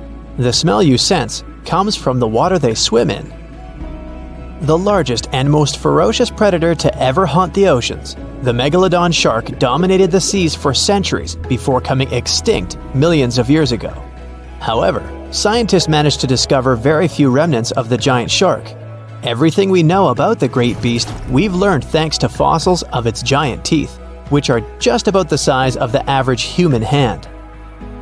A Megalodon skeleton has never been discovered. Shark skeletons are made mostly of cartilage, meaning that they decompose quickly. Luckily, sharks continuously shed and regrow teeth throughout their lives. One shark can go through 40,000 teeth in a single lifetime. Scientists have managed to study different types of shark species based on their teeth alone. The Megalodon shark had around 276 teeth. When they fell out, those teeth landed in the seabed where they stayed for millions of years, fossilizing. Scientists found those teeth, and they're the only real record we have of the Megalodon's existence. Megalodon teeth have been discovered all over the world. It means that unlike other marine animals of its time, the Megalodon was intercontinental. Even today, most sharks and marine animals tend to stick to one sea or ocean. The Megalodon shark swam freely around the world, moving between tropical and subtropical waters. Megalodon teeth have been found in every continent apart from the freezing cold waters of Antarctica. When a Megalodon makes a starring appearance in a movie or TV show, it's portrayed to look like a giant version of a great white shark. Scientists previously believed that the Megalodon and the great white shark both descended from one common ancestor. Still, it's not true. In fact, it's more likely that the Megalodon was the arch-enemy of the great white shark's ancestor, the broad-toothed mako shark. That means Megalodon wouldn't have looked so similar to the great white after all. In reality, the Megalodon would have a shorter nose than the great white, along with longer pectoral fins to give the giant shark a stockier and more threatening build. They both had an excellent sense of smell though, so even in prehistoric times, it wasn't a good idea to go swimming with a chunk of raw meat in hand. And it certainly isn't safe now. Whether the Meg's hiding somewhere in the depths, which some still believe is true, or it's gone forever, younger cousins will still be there waiting. Also, both of them like to go after big marine mammals, so they would certainly have things to do together. That is, until the Meg got moody and accidentally ate its friend. You never know. These guys had a different hunting style. Great whites prefer to dive straight towards their prey and find its softest spot, like exposed legs or underbelly. Sometimes, an entire tooth would be found embedded in a bone of some bigger animal, such as a whale. Without the main parts they use for swimming, poor sea animals were then helpless and unable to escape. Yet whales were just a smaller part of Megalodon's diet. Seals, sea cows, squids, dolphins, other sharks. The good old Meg probably wouldn't say no to some random school of smaller fish swimming into its mouth either. Nothing better than a good snack after a big tasty dinner. Even those giant turtles weren't safe with their thick shells. The Meg probably took them as a dare challenge on a daily basis. Scientists have used computer simulations to try and work out the hunting style of the ancient shark. Using this technology, scientists have discovered that the Megalodon's attack style was very different from that of modern-day sharks. Modern sharks dive straight for their prey's most vulnerable spot, for example, the soft underbelly of a seal. The Megalodon's teeth were uniquely suited to biting through tougher areas of cartilage. So, evidence suggests that a Megalodon would first chew the tougher fins of their prey, rendering them unable to swim away before launching into their final attack. Some people believe that the Megalodon is still alive today, lurking at the depths of the ocean's waters. But it's unlikely to be true. Megalodons are a warm water species, which means they would be unable to survive in the cold waters of the deep ocean. Most of the Megalodon's potential prey live in shallower waters, meaning there would be very little for the Megalodon to eat at deep sea level. Simply put, if there was an animal as big as the Megalodon still living today, we would have spotted it by now. It is unlikely that you'll run into a Meg though. The sharks, like us, preferred warm coastal waters. Deep ocean living would be too cold for the beasts, and food would be scarce. Their entire bodies would also have to evolve to avoid being squished by the enormous water pressure down there. It's unlikely they're still around, but not impossible. Some good news if you do run into one is that the shark is pretty unlikely to eat you. You are way too small a meal for the Megalodon, even if you have a couple of friends with you. This guy eats whales that are over 50 feet long. If you're having a beach party though, it's a different story. In a beach full of swimmers, the shark very well might creep up, scooping several humans into its giant mouth without even chewing. The fearsome name Megalodon comes from two Greek words, megas, meaning big, and odont, meaning tooth. Combined, they mean big tooth, and it certainly lives up to its name. Just one of its chompers is the same size as a human head. It had 276 humongous teeth in total, across 5 terrifying rows. In all of history, only a couple of saber-toothed cats and the T-Rex had consistently bigger teeth. Now that's a showdown I'd like to watch. The Megalodon vanished millions of years ago, leaving only huge teeth to be found by modern archaeologists. They literally disappeared with very few traces left. Scientists believe that over time, deep sea levels dropped and the ocean's temperature went down rapidly. Over a third of all marine life was wiped out as the oceans cooled and the number of animals at the bottom of the food chain plummeted. This had a catastrophic effect on the hungry predators at the top. Sorry guys. It became way too cold for these sun-loving sharks too, which made it difficult for them to reproduce since they gave birth in warm waters. The Megalodon is usually described as a sort of great white shark, but this is just a common myth. In fact, the ancestors of today's great white existed at the same time as the Meg, but they weren't best buddies and were even in competition with each other. The great white shark was a better hunter using its smaller size and agility to snap up the Meg's prey quickly. They were also known to eat Meg pups, who were only half their size. This didn't exactly help the whole extinction thing. While a great white was no match for an adult Meg in a head-to-head fight, they sure weren't scared of stealing their food.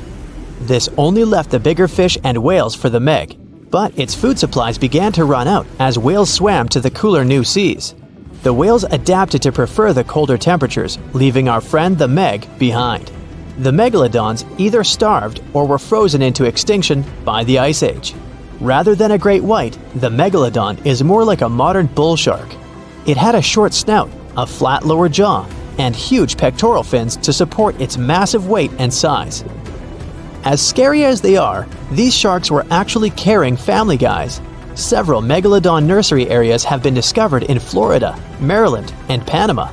They gave birth to their young in shallow water environments. We know this from discovering loads of tiny Megalodon teeth found in these areas. I wonder if they had nannies too.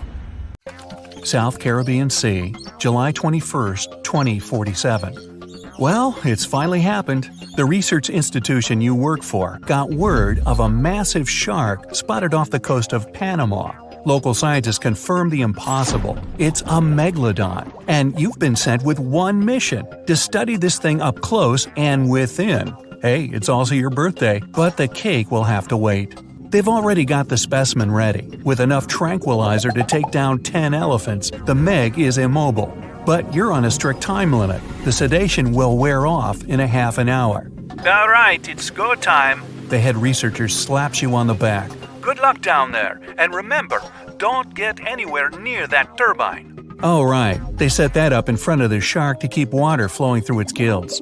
Without the continuous flow, the Meg wouldn't be able to breathe. Got it. And you jump overboard. You set the timer in your watch for 25 minutes, just to be safe. The shark isn't too far under the surface. 60 feet long, weighing probably 50 tons. It's the size of a train car. She's a big girl, all right. Males wouldn't get much bigger than 40 feet. You swim closer to her, remove one of your gloves, reach out and touch her. Her skin is like sandpaper, covered in tiny teeth-like scales. They curve toward her tail fin and reduce drag as she swims. How is it going down there? Keep it quick. It's all good, Dr. Perez. I'll be done before you know it. You pull out your tablet and open the X-ray app. You hold it in front of you and run it along her body. The screen shows all the detail in her strong muscles. The red tissue needs oxygen and helps her cruise over long distances. Then there's white muscle tissue. It isn't oxygenated and is only used for sudden bursts of speed. You switch the setting to skeletal view. All the cartilage, the same flexible stuff your ears and nose are made of. It keeps the shark lightweight, so she can zip through the water without expending too much precious energy. And zip she does, about 16 feet per second, twice as fast as the great white. The weight of her own body would crush her internal organs on land, since sharks have no rib cage. Let's see how old you are. You zoom in on her backbone. It's calcified, just like her jaw, making them both stronger. You do a crosscut of one of the discs in your app. The vertebrae have bands. Just like rings in trees, they tell the shark's age and growth history. You count them. 15. She's about halfway through her life. Her skull is made of a denser cartilage to protect the shark's Y-shaped brain. The snout is spongy and flexible, easily taking blows without breaking. 20 minutes left on the sedation. What's your status? The lead researcher radios in again. Muscular and skeletal analyses are done. Moving on to the sensory organs. Roger that. You swim up to one of her black, beady eyes. A chill goes down your spine. It's as if she's looking right at you, a helpless piece of meat, her next meal. Hey girl, if only you had eyelids to let me know you're definitely knocked out. Behind her eye, you see a tiny hole. Hey, found your ear. Sharks obviously don't have outer ears, but their hearing is still impeccable. This megafish could hear you thrashing in the water from 10 football fields away. It's the low frequencies of irregular splashes that catch her attention. They mean one thing: wounded prey. From there, you follow her lateral line, a line of pores extending down the sides of her body. It's a special system in sharks that detects the slightest movements in the water, how far away the source is, which direction is coming from. Basically, a shark's entire body is like one giant ear. Just gonna examine your nostrils, my dear. Strictly for sniffing out prey, they don't lead to the throat and respiratory system like in humans, meaning sharks can't sneeze. The smallest hint of an odor runs into the nasal passage. Past folds of skin covered in sensory cells, they send the info to the olfactory bulb, which leads to the brain. In great whites, the nose can pick up a single drop of blood in an Olympic-sized pool. You look at your watch. 10 minutes left. You examine her gills. Water flows through them, and the gills extract oxygen from it. This is also where the body gets rid of CO2, essentially carrying out the function of lungs. But the oxygen to carbon dioxide exchange happens at the cellular level, and the blood is what transports it. You switch to circulatory view. There it is, the S-shaped heart. It's small compared to her body size and has only 2 chambers. The heart sends blood to the gills, where it picks up oxygen and moves on to the body tissues. The muscles, constantly moving and propelling the shark through the water, warm up the blood. This can only happen because the veins and arteries moving to and away from the heart are located so close to each other. Blood that's warmer than her environment and not dependent on it, unlike other fish, allows the Meg to hunt in cooler waters as well, even if she prefers warm areas. That means nothing can hide from her. Everything about her body is designed to sniff out and gobble up any prey. We're getting some fluctuations in the vitals. Come on, wrap it up. Almost done. One thing left, the thing you've been avoiding, her mouth and digestive tract. You swim up to her jaws, careful to keep your distance from the current flowing into her face. Her jaws have been propped open for better examination, and they're enormous. 10 feet across, 9 feet high, you could stand in her mouth with a friend on your shoulders. They can open up to 100 degrees, enough to fit the biggest prey out there. Large fish, whales, even other sharks. She needs 2,500 pounds of food a day, more than the average person eats in a whole year. The jaws can come down with 30,000 pounds of force, like being crushed by a car. The great white can only boast a jaw force of 4,000 pounds. Humans, a piddly 160. Ooh, and those teeth, 250 of them in 5 rows. They're razor sharp and can cut right into whale bone. The teeth are slanted back towards the throat, so nothing can escape their grip.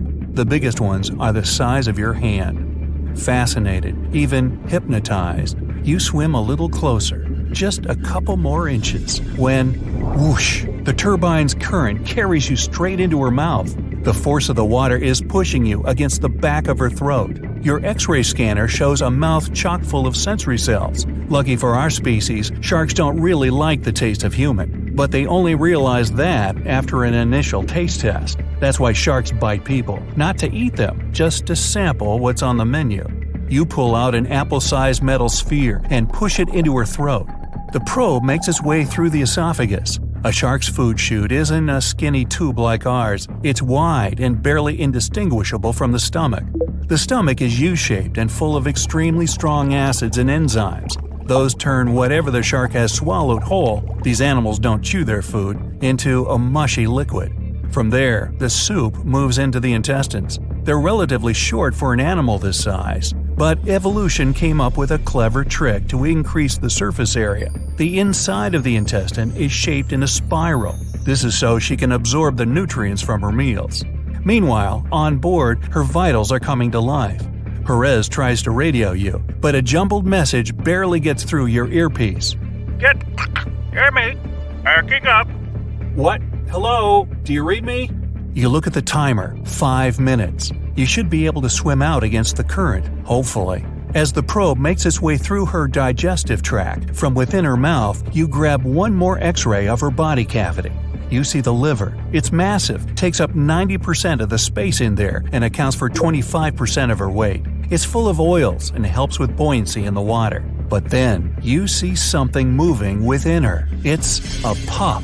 Shark babies are ready to hunt on their own as soon as they're born. This Meg pup must be 7 feet long. But this means she's not the only one. Just then, the turbine shuts off. Your timer starts beeping. Hey, I still technically have 5 minutes. Wrong. The shark starts to move. You swim out of her mouth as fast as you can and with all your might head back to the boat. She's still a little groggy, but Miss Meggie can swim. She beelines toward you just as you break the surface. The team grabs your hand, pulls you on board, and the boat speeds away. At that moment, the Meg comes leaping out of the water. She follows you for a while, but loses interest soon enough. Whew, that was too close. Happy birthday to me. Hey, time for some cake. The Meg, aka Megalodon, roamed the oceans long after dinosaurs were wiped out by the Great Meteorite. It was one of the largest and most dangerous hunters that have ever lived on Earth, as well as the biggest shark.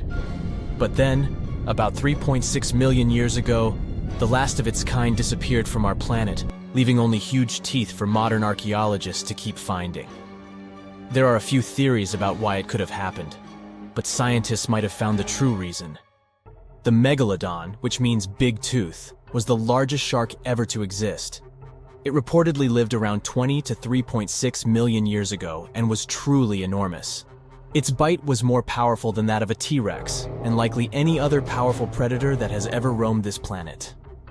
It's probably not surprising since this marine creature had extremely strong jaws that could span from 9 to 10 feet wide. That's enough to swallow 2 grown-up people side by side. The jaws were also lined with 276 teeth, and they reached 7 inches in length. That's as long as a small hedgehog. Once these teeth got worn down, the shark got rid of them and grew new ones. Such large sedated teeth helped the Meg to eat meat easily. The shark itself could grow up to 59 feet long. That's twice the length of a London double-decker bus. The animal was also pretty heavy. While a fully grown T-Rex weighed about 8 tons, the weight of a large Megalodon could be more than 30 tons. With no competitors, the enormous shark was the real king of the oceans. It hunted other sharks, large fish, and even whales. Then why did such a magnificent creature disappear from the face of the Earth? The previous theories mentioned the great white shark. The Megalodon is usually described as some gigantic version of this marine animal. And this is a common mistake made because most people think these creatures were related. But in reality, the Meg looked more like a modern bull shark. Its snout was snout, its lower jaw was rather flat, and long and massive pectoral fins supported the animal's weight. But what's more important, the ancestors of today's great whites existed at the same time as the Megalodon. Now, with great size comes great clumsiness. And although the Meg was huge and powerful, it was also not as nimble as smaller and quicker great white sharks. Great whites could have rivaled a Megalodon for food, and were often more successful hunters thanks to their agility. They couldn't fight the Meg openly, but were fast enough to steal its food. So according to this theory, the only food left for the Megalodon were whales and equally big marine animals. Grown-up Megs could easily catch such beasts, but their offspring were much smaller and more vulnerable than their parents. Could smaller sharks have used this to their advantage? Maybe while megasharks were still little, they became a meal for great whites, as well as bull and tiger sharks. Even at those times, a great white shark could reach the length of 20 feet, while a megalodon kid was definitely smaller. But even if there had been no open confrontation between young megalodons and smaller grown-up sharks, Meg kids wouldn't have been able to find food for themselves to grow to adulthood. The reason is the same. The population of other sharks was growing, and they were rivaling each other and the Meg for convenient food. The more great whites and other sharks appeared in the oceans, the less food remained for young monster sharks. Eventually, they probably starved. But it's just one of the theories that try to explain why the Meg went extinct, and here's another one. A new study has shown that the Meg was most likely a warm-blooded predator able to regulate its body temperature, and that might have been the reason why this species disappeared with time. Scientists analyzed isotopes of the tooth enamel of the megalodon and concluded that the animal could easily maintain a body temperature that was around 13 degrees F warmer than the temperature of the surrounding water. Such a temperature difference is much greater than what other sharks living at the same time as the Meg had, and it's large enough for the ancient predator to be classified as warm-blooded. These days, most fish are cold-blooded. Their body temperature is the same as the surrounding water, but some sharks, like mackerel sharks, keep the temperature of all parts of their bodies a bit warmer than the surrounding water. But it doesn't make them completely warm-blooded because they simply store heat generated by their muscles. And in mammals, body temperature is regulated by a special region of the brain called the hypothalamus. Anyway, the Meg's warmer body allowed the animal to move faster, deal with cold water better, and spread out all over the world. But eventually, it might have led to a disaster.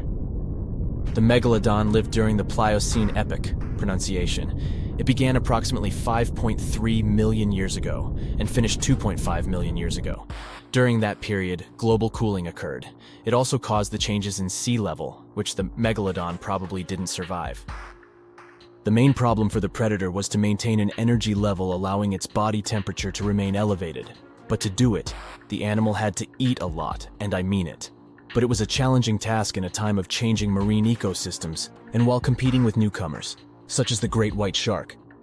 If this theory is true, then the amount of energy the Meg had to use to remain warm could have contributed to its extinction.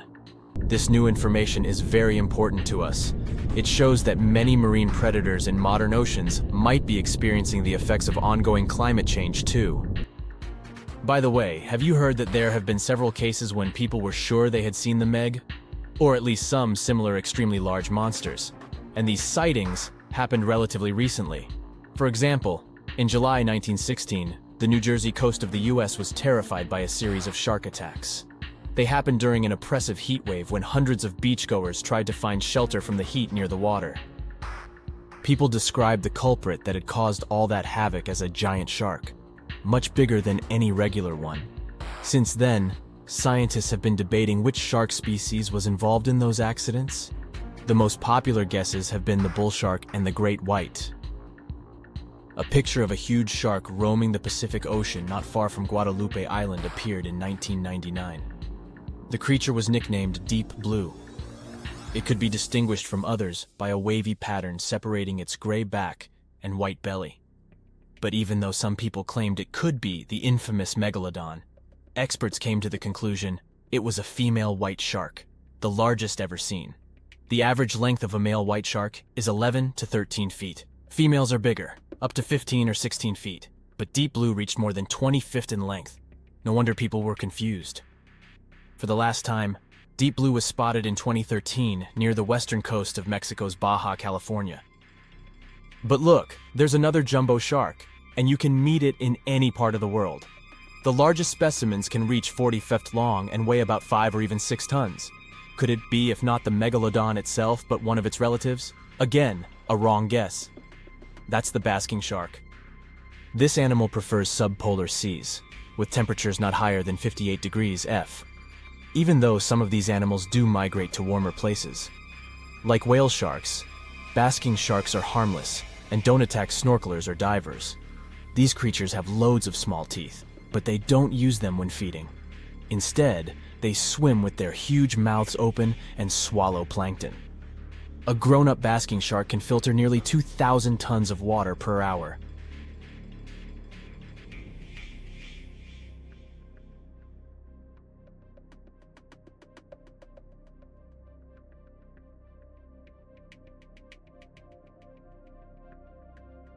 You travel along the coast of the North Atlantic. In your Jeep, you're driving through the jungles and plains, taking amazing pictures of wildlife for your blog.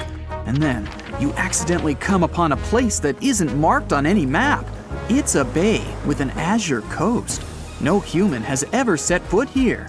You've discovered a huge footprint of an unknown creature on the sandy beach. The size of the print is more than half of your vehicle. Suddenly, out of the tropical forest that borders with the beach, you hear a deafening roar. Palm trees crack and break as an unknown monster comes out of the jungle. To understand what it is, let's go back to the past. Hundreds of millions of years ago, shortly before the huge meteorite hit the Earth, a group of tyrannosaurs migrated to the coast of the North Atlantic. There, they got to a huge bay facing the ocean. For a long time, thanks to the natural protection of this place, they were safe from all natural disasters that had been occurring to the Earth at that time. The fall of a meteorite, the Ice Age, and earthquakes didn't bother the T-Rexes much. But they weren't the only monsters in this place. A group of Megalodons swam to the bay for safety too. The most ferocious creatures of the oceans and of land were forced to live in one place. For millions of years, these monsters cooked in a huge cauldron called evolution. As a result, a new creature of destructive power appeared. The new hybrid beast has the very best of two ancient titans. Tyrannosaurus Rex, with a length of 40 feet and weighing about 9 tons. It's roughly the size of a school bus. The king of dinosaurs had thick and strong neck muscles that could hold a large skull and jaws filled with 60 sharp teeth. And the thick tail of the T-Rex helped to balance the body.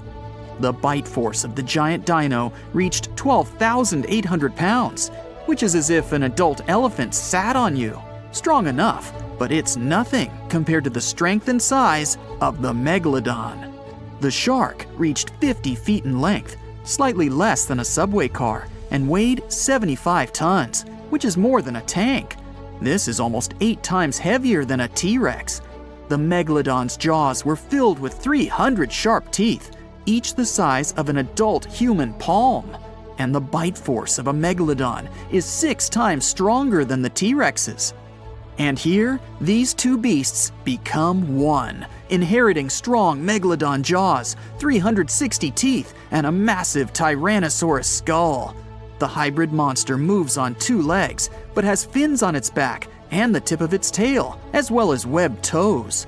Its length from the tail to the skull is 70 feet, and its weight is about 90 tons. This is the largest creature in the entire history of the planet. After a blue whale, of course. Since it survived all natural disasters and had no competitors in the food chain, it's been able to live to this day. And here you see the Megalodon Rex, or Tyrannolodon, however you want. Its roar deafens you. The monster is coming at you. Every step feels like a little earthquake. You press the gas pedal, but the car doesn't go. The wheels are stuck in the sand. There's no choice. You leave the car and take an inflatable boat with a small motor from the trunk. At this moment, the Tyrannolodon grabs the Jeep with its jaws and crushes it like a cardboard box. The pressure, comparable to the weight of 6 adult elephants, is now being applied to your Jeep. The monster chews it like so much chewing gum. You can hear its sharp teeth cutting through the metal and rubber on the wheels. And then, the dinosaur spits the car out. Meanwhile, you run to the water, start the engine, and sail away on the boat as far as possible. The dinosaur runs after you and jumps into the ocean. It swims like a shark. You can see a fin sticking out of the water, the size of a small sailing boat. Fortunately, the monster isn't able to catch up with you. The Megalodon's speed is about 10 miles per hour, but now it slows down almost twice as much because it has massive hind legs. The webbing on the legs helps to swim, but it's still a big weight. The physical form of the dinosaur doesn't allow it to accelerate too much. 8 miles per hour is its maximum. The fin is moving further and further away from you. But at this moment, the engine starts to rattle. Oh no! You remember you didn't fill the tank with fuel! This means that in a couple of minutes, you will be left alone with a huge predator. It won't see you since you've sailed far away. But the shark part of our monster has a great sense of smell in the water. You won't be able to escape its nose. You turn the boat and head for the shore. In the distance, the triangular fin is swimming around. You give it a wide berth to avoid being caught by Pteranodon. But you don't have enough gas. The engine shuts off. You start rowing with an oar, but now you're moving too slow. The monster is inevitably catching up with you. A huge dinosaur emerges from the water and falls back, creating a huge wave. It throws you to the shore along with the boat. The monster comes out of the water and runs after you. You have a chance to save yourself because the speed of the Pteranodon is about 10 miles per hour, which is slightly slower than the speed of the T-Rex. You run and easily find a shelter, but you realize in time this is a bad tactic since the T-Rex part of the monster has well-developed smell receptors. It can sniff you out as well as a domestic cat.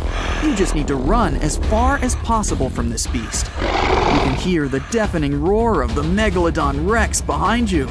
Trees are breaking, the ground is shaking, but then it's suddenly all quiet. The Pteranodon's heart does hard work when it pumps blood through the huge dinosaur's body. When it runs, the heart works even more intensively. Because of this load, the dinosaur has little endurance. It quickly runs out of energy. Perhaps it's sitting on the ground right now and catching its breath. Tired, you also stop. You can't hear the dinosaur's footsteps. The T-Rex couldn't hunt small dinosaurs, as they easily ran away from it, and its approach was heard from afar. Only big plant-eating dinosaurs, as slow as itself, could become its dinner. It's the 21st century now, and the dinosaurs are extinct. So what does this monster eat? At this moment, you can hear the trees crunching a few feet away from you. Through the bushes and leaves, you can see a large triangular plate. You run to the side and realize that this is a real stegosaurus. It seems the Jurassic period is still preserved on this piece of land. The herbivorous dinosaur, the size of a bus, calmly eats grass and makes noise. On the other side, you hear the heavy footsteps of the hungry Pteranodon. The Stegosaurus senses the upcoming enemy. It gets into a fighting position. Pteranodon is approaching. You run back to a safe place and watch the fight. Pteranodon runs out of the jungle. It growls, opens its massive jaw, and attacks the herbivore. The Stegosaurus quickly hits the enemy with its barbed tail. The Pteranodon falls to the side. Trees shatter into splinters, and the ground shakes under the huge monster. It gets up and furiously runs at the opponent. You decide to run away to buy yourself some time. You come to the shore, jump on the boat, and row as far as possible from the bay. The roars of two giant dinosaurs come from the jungle. You decide to sail along the bay and get to the beach with civilization. While you're sailing, you notice that it's suddenly become quiet. Too quiet. Waves appear on the surface, but there's no wind. The water bubbles, and you hear a terrible hum from the ocean depths. Through the blue surface, you can see several tentacles. They're huge, and they're on your every side. This must be a huge squid, or even a kraken. But then, you see the head of this monster is a shark's one. Now you definitely can't escape, because the Krakelodon swims out of the water. But this is a completely different story.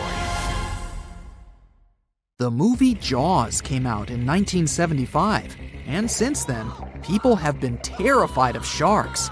Some people fear seeing a great white's head come out of their showers, not to mention the fear of running into one at your local pool. Of course, none of this is actually possible, but some other scary shark stuff is. Like, yes, sharks can attack boats. They probably won't sink one. It depends on the size of the shark and the size of the boat. Today, we're diving deep into the facts and myths about the sea's biggest predator. It was the year 1953. On a typical July morning, two fishers set out on their daily lobster harvest.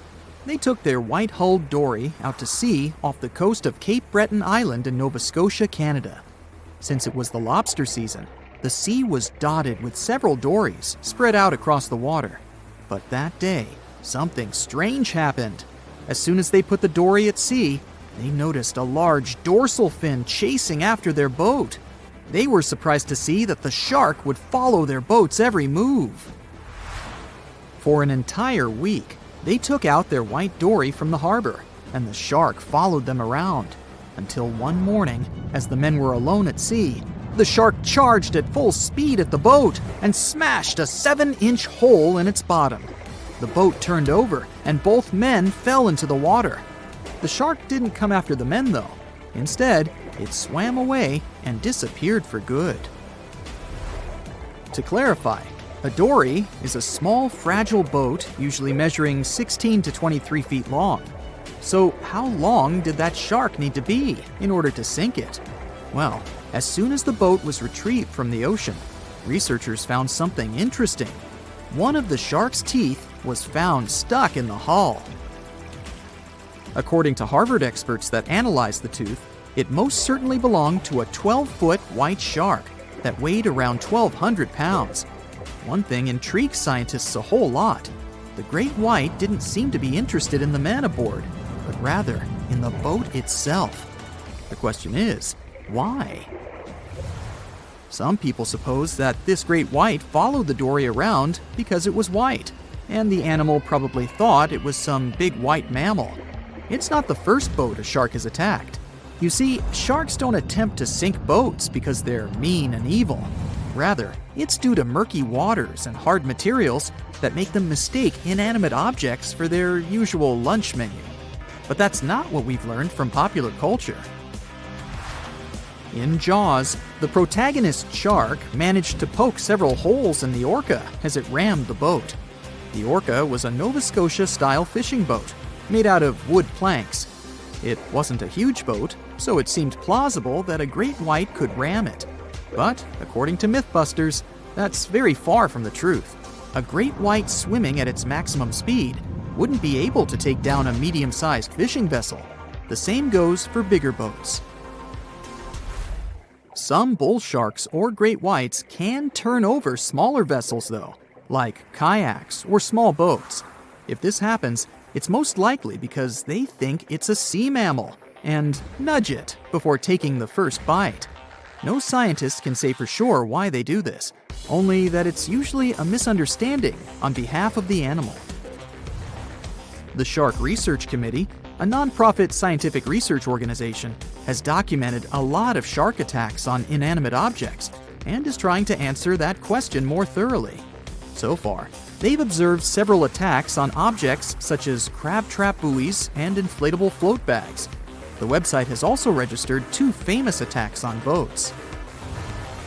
The first one happened in 1959, and a shark left a tooth on the hull of a boat. Researchers later identified it as belonging to a 12-foot great white. The report of the other attack, which happened in 1989, claims that a boat was circled by a great white before the animal swam at the vessel at full speed and hit the boat several times. Of course, those who suffer the most from shark attacks and encounters aren't boats. It's surfers. As far as we know, surfers look like giant wobbly seals from the shark's perspective.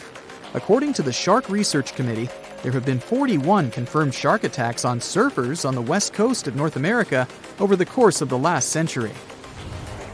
So, should we be so afraid of sharks after all?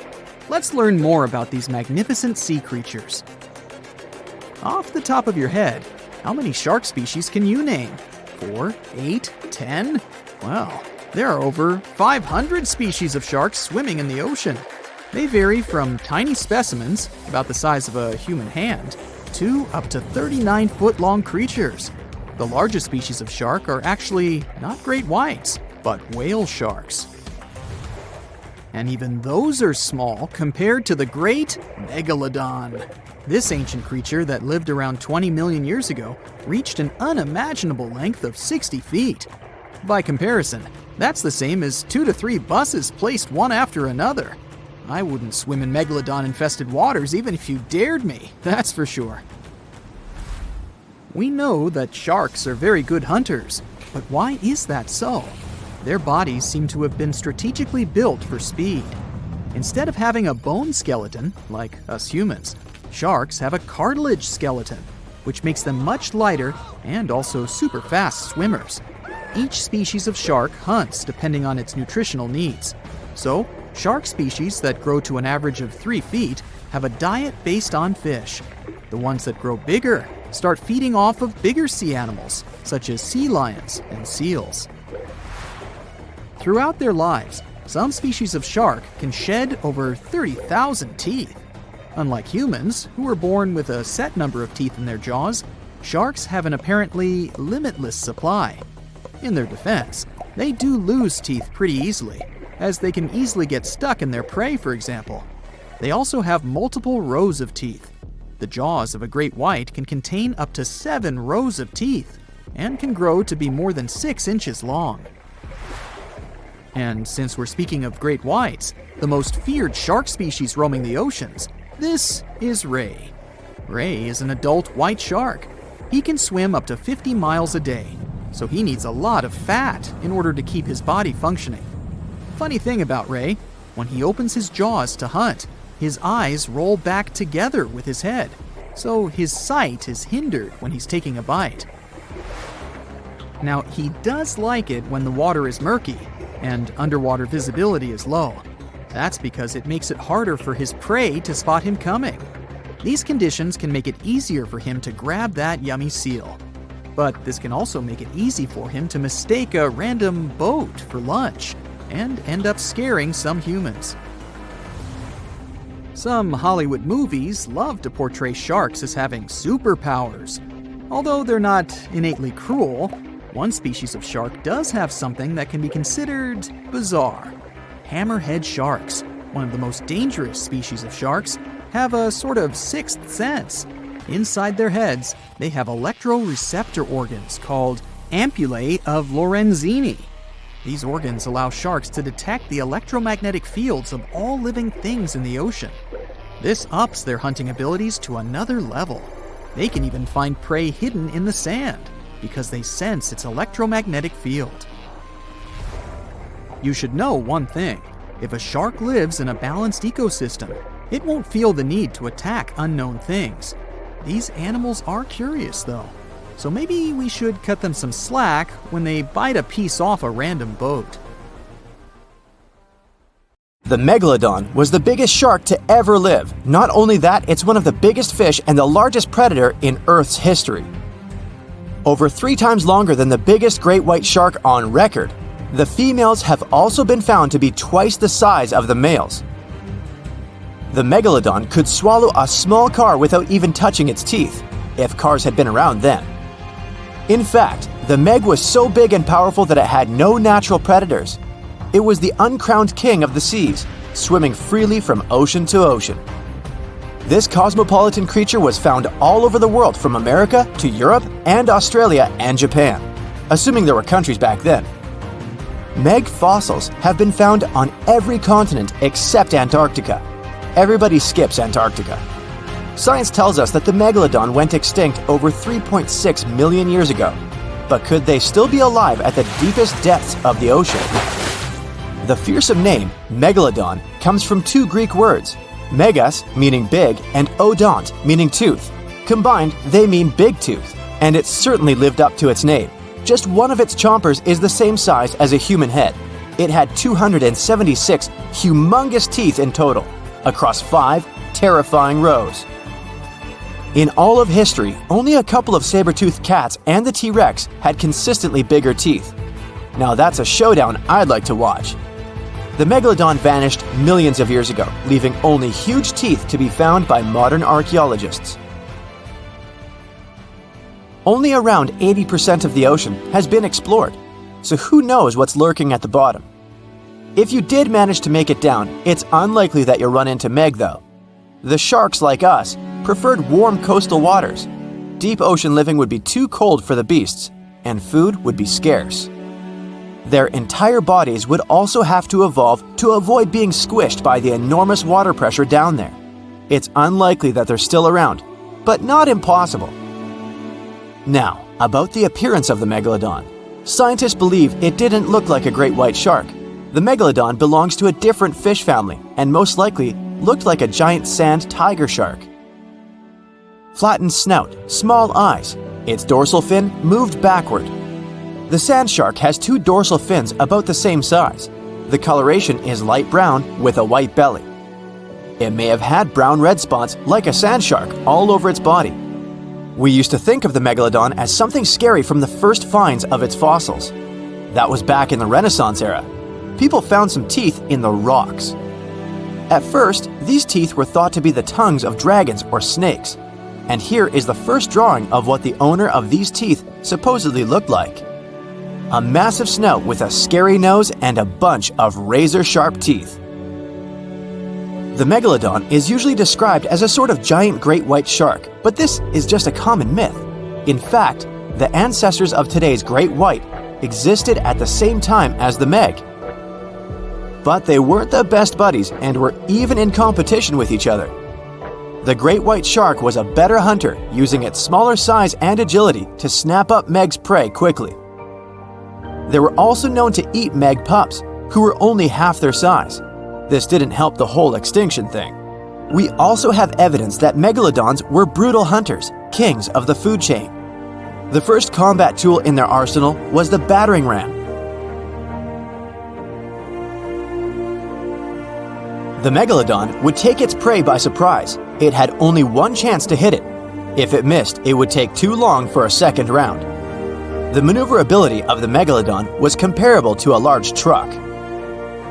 While a great white was no match for an adult Meg in a head-to-head fight, they sure weren't scared of stealing their food. This only left the bigger fish and whales for the Meg. But its food supplies began to run out as the whales swam to the cooler new seas. The whales adapted to prefer the colder temperatures, leaving our friend the Meg behind. The Megalodons either starved or were frozen into extinction by the Ice Age.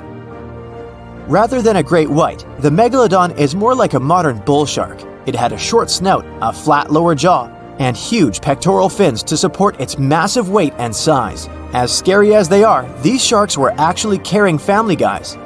Several Megalodon nursery areas have been discovered in Florida, Maryland, and Panama. They gave birth to their young in shallow water environments. We know this from discovering loads of tiny Megalodon teeth found in these areas. I wonder if they had nannies too. But how come there are so many Megalodon teeth out there for us to analyze? Due to their messy, aggressive eating habits, sharks regularly lose their teeth. They lose a set of teeth every 1 to 2 weeks. That's 40,000 teeth in a lifetime. They must rake in a fortune from the tooth fairy. Because of this, their teeth were continually raining down to the ocean floor. Luckily for us, they're also the hardest part of the shark skeleton, which is why so many teeth have survived and become fossilized. It's fair to say the first discoveries of the Meg's teeth confused people. Early discoverers thought that the Meg's teeth were petrified tongues of ancient serpent creatures. They even used to call them tongue stones. It's also a common myth that the Megalodon was around at the same time as the dinosaurs, although this would have been pretty cool. The dinosaurs were wiped out around 66 million years ago, but the Megalodons came much later. The oldest Meg fossil is only around 23 million years old, but it's tricky to pinpoint the exact date. After all, calendars weren't invented yet. They became extinct way before humans even evolved. The earliest Homo sapiens, which is a fancy name for the first humans, emerged about 2.5 million years ago. But what if the Megalodon shark didn't go extinct? Whale populations have dropped drastically since these guys were last around, so there'd be way fewer whales for them to chomp down on. Whales have also gotten a lot smarter and learned new defensive moves, making them way harder to take down. It's estimated that they ate around 12 tons of food each day. The Kraken is a colossal squid, a legendary sea monster, the biggest hunk of calamari you ever saw. And if this monster had existed, the world would have changed beyond recognition. The Kraken has powerful tentacles, solid muscles with suckers at the end. They're impossible to escape. The Kraken can break a ship in half, or just pull it down into the depths. But the worst thing about the Kraken is its size. According to old sailors' stories, its size is almost 10 soccer fields. Hey, maybe the Kraken could play soccer. The Kraken legends said the monster was so giant that sailors mistook it for a small island. In past centuries, it would have been impossible to defeat such a beast. If the Kraken existed in reality, it might have had offspring. Yeah. In all the world's oceans, there would be giant monsters that could sink any ship. It's unlikely that the Kraken would have competitors in its habitat, so its population would grow strongly. Since the Kraken is enormous, it would need a lot of food, so the population of other large sea animals would fall significantly. Blue whales, great white sharks, other giant squids, all the big sea creatures would be endangered. The Kraken belongs to the cephalopod genus. This species includes squid and octopus, some of the most intelligent creatures on the planet. The Kraken is a skilled hunter and will never fight in the open. Colossal squids live in deep waters and they have the largest eyes among all animals. The squid's eye is the size of a dinner plate. Thanks to this, they can see their prey from far away. Similarly, a Kraken would spot the ship much sooner than sonar could pick up the Kraken. It would always have the drop on you. Well, that's not good. In 1857, a squid beak was discovered on the coast of Denmark. Other huge squid remains were found in the Bahamas, and then scientists were convinced that gigantic squids existed. While colossal squid have been officially discovered since then, it's been more than 100 years and we still don't know what the max size they can grow to. The fact is, colossal squids are one of the most elusive creatures on Earth. They live in the depths of the ocean where it's challenging for scientists to reach. Any dive to a greater depth requires powerful, bulky equipment. Underwater bathyscaphs and cameras make a lot of noise and light, which squids notice from afar. They flee before we can see them. It's difficult to say if these huge squids were the size of a small island, but the truth is, we've only studied about 5% of the ocean. It may be that in its depths, monsters much more terrible than the Kraken swim.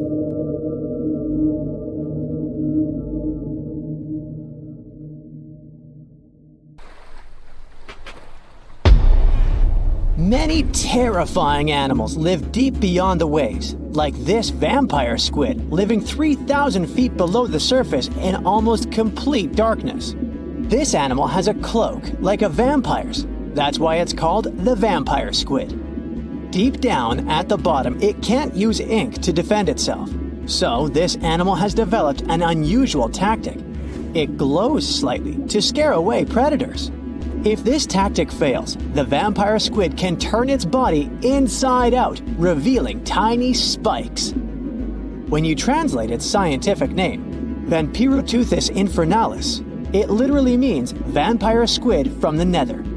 Despite its terrifying looks, it's a harmless ocean animal. This previous creature was not from space, but this object definitely is. Before Elon Musk found a way to reuse rockets, NASA would simply drop old ones after launching astronauts into space, most of the time in the ocean or deserts. In 2012, Jeff Bezos launched a mission to find the Apollo 11 rocket. They found it by using sonar, but it was in terrible condition. It was sitting on the bottom of the ocean, not far from the predicted site. They were able to rescue the engine and reconstruct 2 of them. The most famous lost city is Atlantis, but sadly, we still haven't discovered it. However, Heraklion was also just a myth until one British pilot saw something that looked like a city while flying over the Mediterranean Sea. He reported it, and 60 years later, a group of divers went there. They were shocked when they found an entire city underwater. It was loaded with artifacts that could tell us a lot about the history of the place. Now, it's one of the best underwater archaeological sites in the world. It's believed that the rising sea caused the whole city to go underwater. The Titanic sank in 1912. The wreck was claimed to be officially discovered 74 years later. In reality, though, a fisherman found the Titanic 8 years earlier while fishing in the Atlantic Ocean. He was pulling out his net when he spotted a head stuck in it. Luckily, it was just a doll's head. Years later, after the fisher had passed away, his son sold the doll to a doll collector. She did a lot of digging and research on every person who had a porcelain toy on the Titanic. She found the owner of the doll. Ava Hart was on the Titanic and had a doll with her. Ava survived the catastrophe by a miracle, but her toy didn't. Hart even wrote about the doll in her journal, and every detail matched the toy found by the fisherman. The tripod fish lives deep in the abyssal zone, around 20,000 feet below the surface. It's adapted to such immense depths and uses its tripod fins to stay still on the bottom. This creature doesn't have big eyes, but even if it did, these eyes would be useless in the darkness. Instead, the tripod fish uses its fins like antennas to detect any movement in the water. This creature doesn't have much luck when it comes to its love life, so it had to develop unique tactics to reproduce. One fish can be both male and female. The next bizarre creature is the lizardfish. It has tons of razor-sharp teeth, a huge mouth, and really big eyes, which it uses for hunting. All this makes the animal look freaky. The lizardfish lives at depths of around 11,000 feet in the midnight zone, where there is zero light. This freak of nature basically eats everything it can fit inside its mouth, from small fish to other lizardfish. On the other hand, when they see other reptile fish, they probably fall in love instead, because finding mates at those depths is not an easy task. Like the tripod fish, the lizardfish can be both male and female at the same time.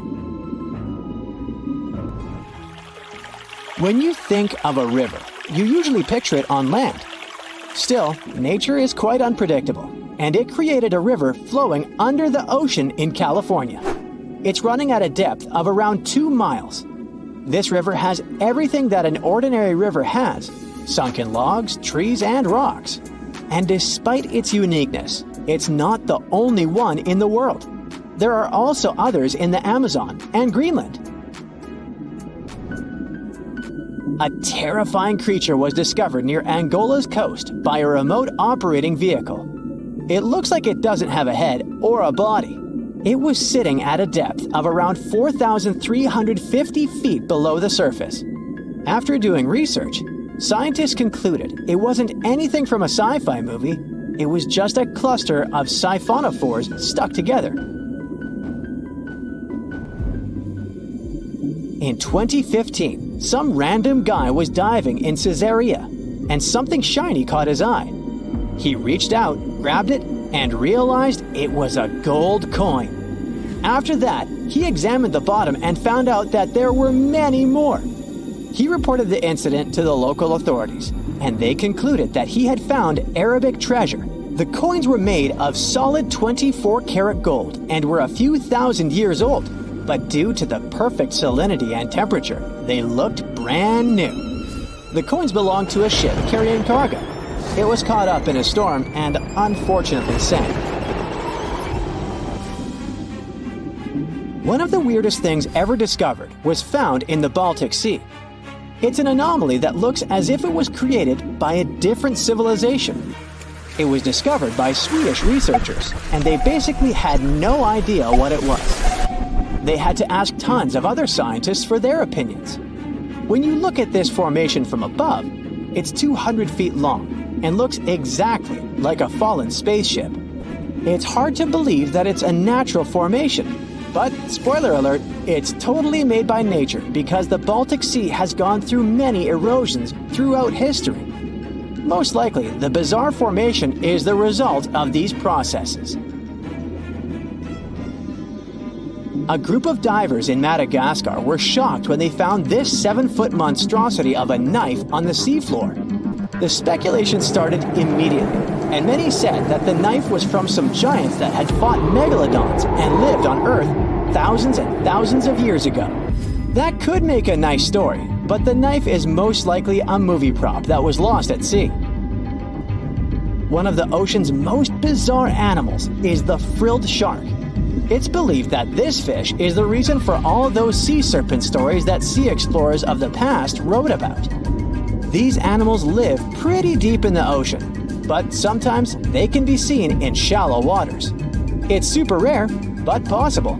The frilled shark has a big mouth sporting around 300 teeth. It also has a long body that looks like a lizard's, and it is truly a unique species of shark. Its prey can be half of its size because this shark's stomach is like that of a snake, and it can swallow huge fish or crustaceans.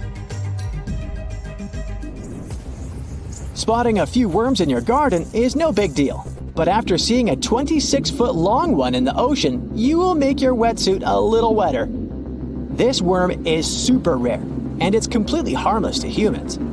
It's actually not a giant worm. It's a cluster of zooids that are stuck together in a worm-shaped formation. They usually only eat plankton, bacteria, and other tiny things that can be found in the ocean. Probably the scariest thing in the ocean that is 100% real is the magna pinna, which can be found at crazy depths of 20,000 feet below the surface. This monster looks like an underwater Slender Man, but it's just a squid with really long tentacles that can reach a terrifying size of 8 feet. This guy has only been seen a few times, and basically, we don't know much about this creature so far.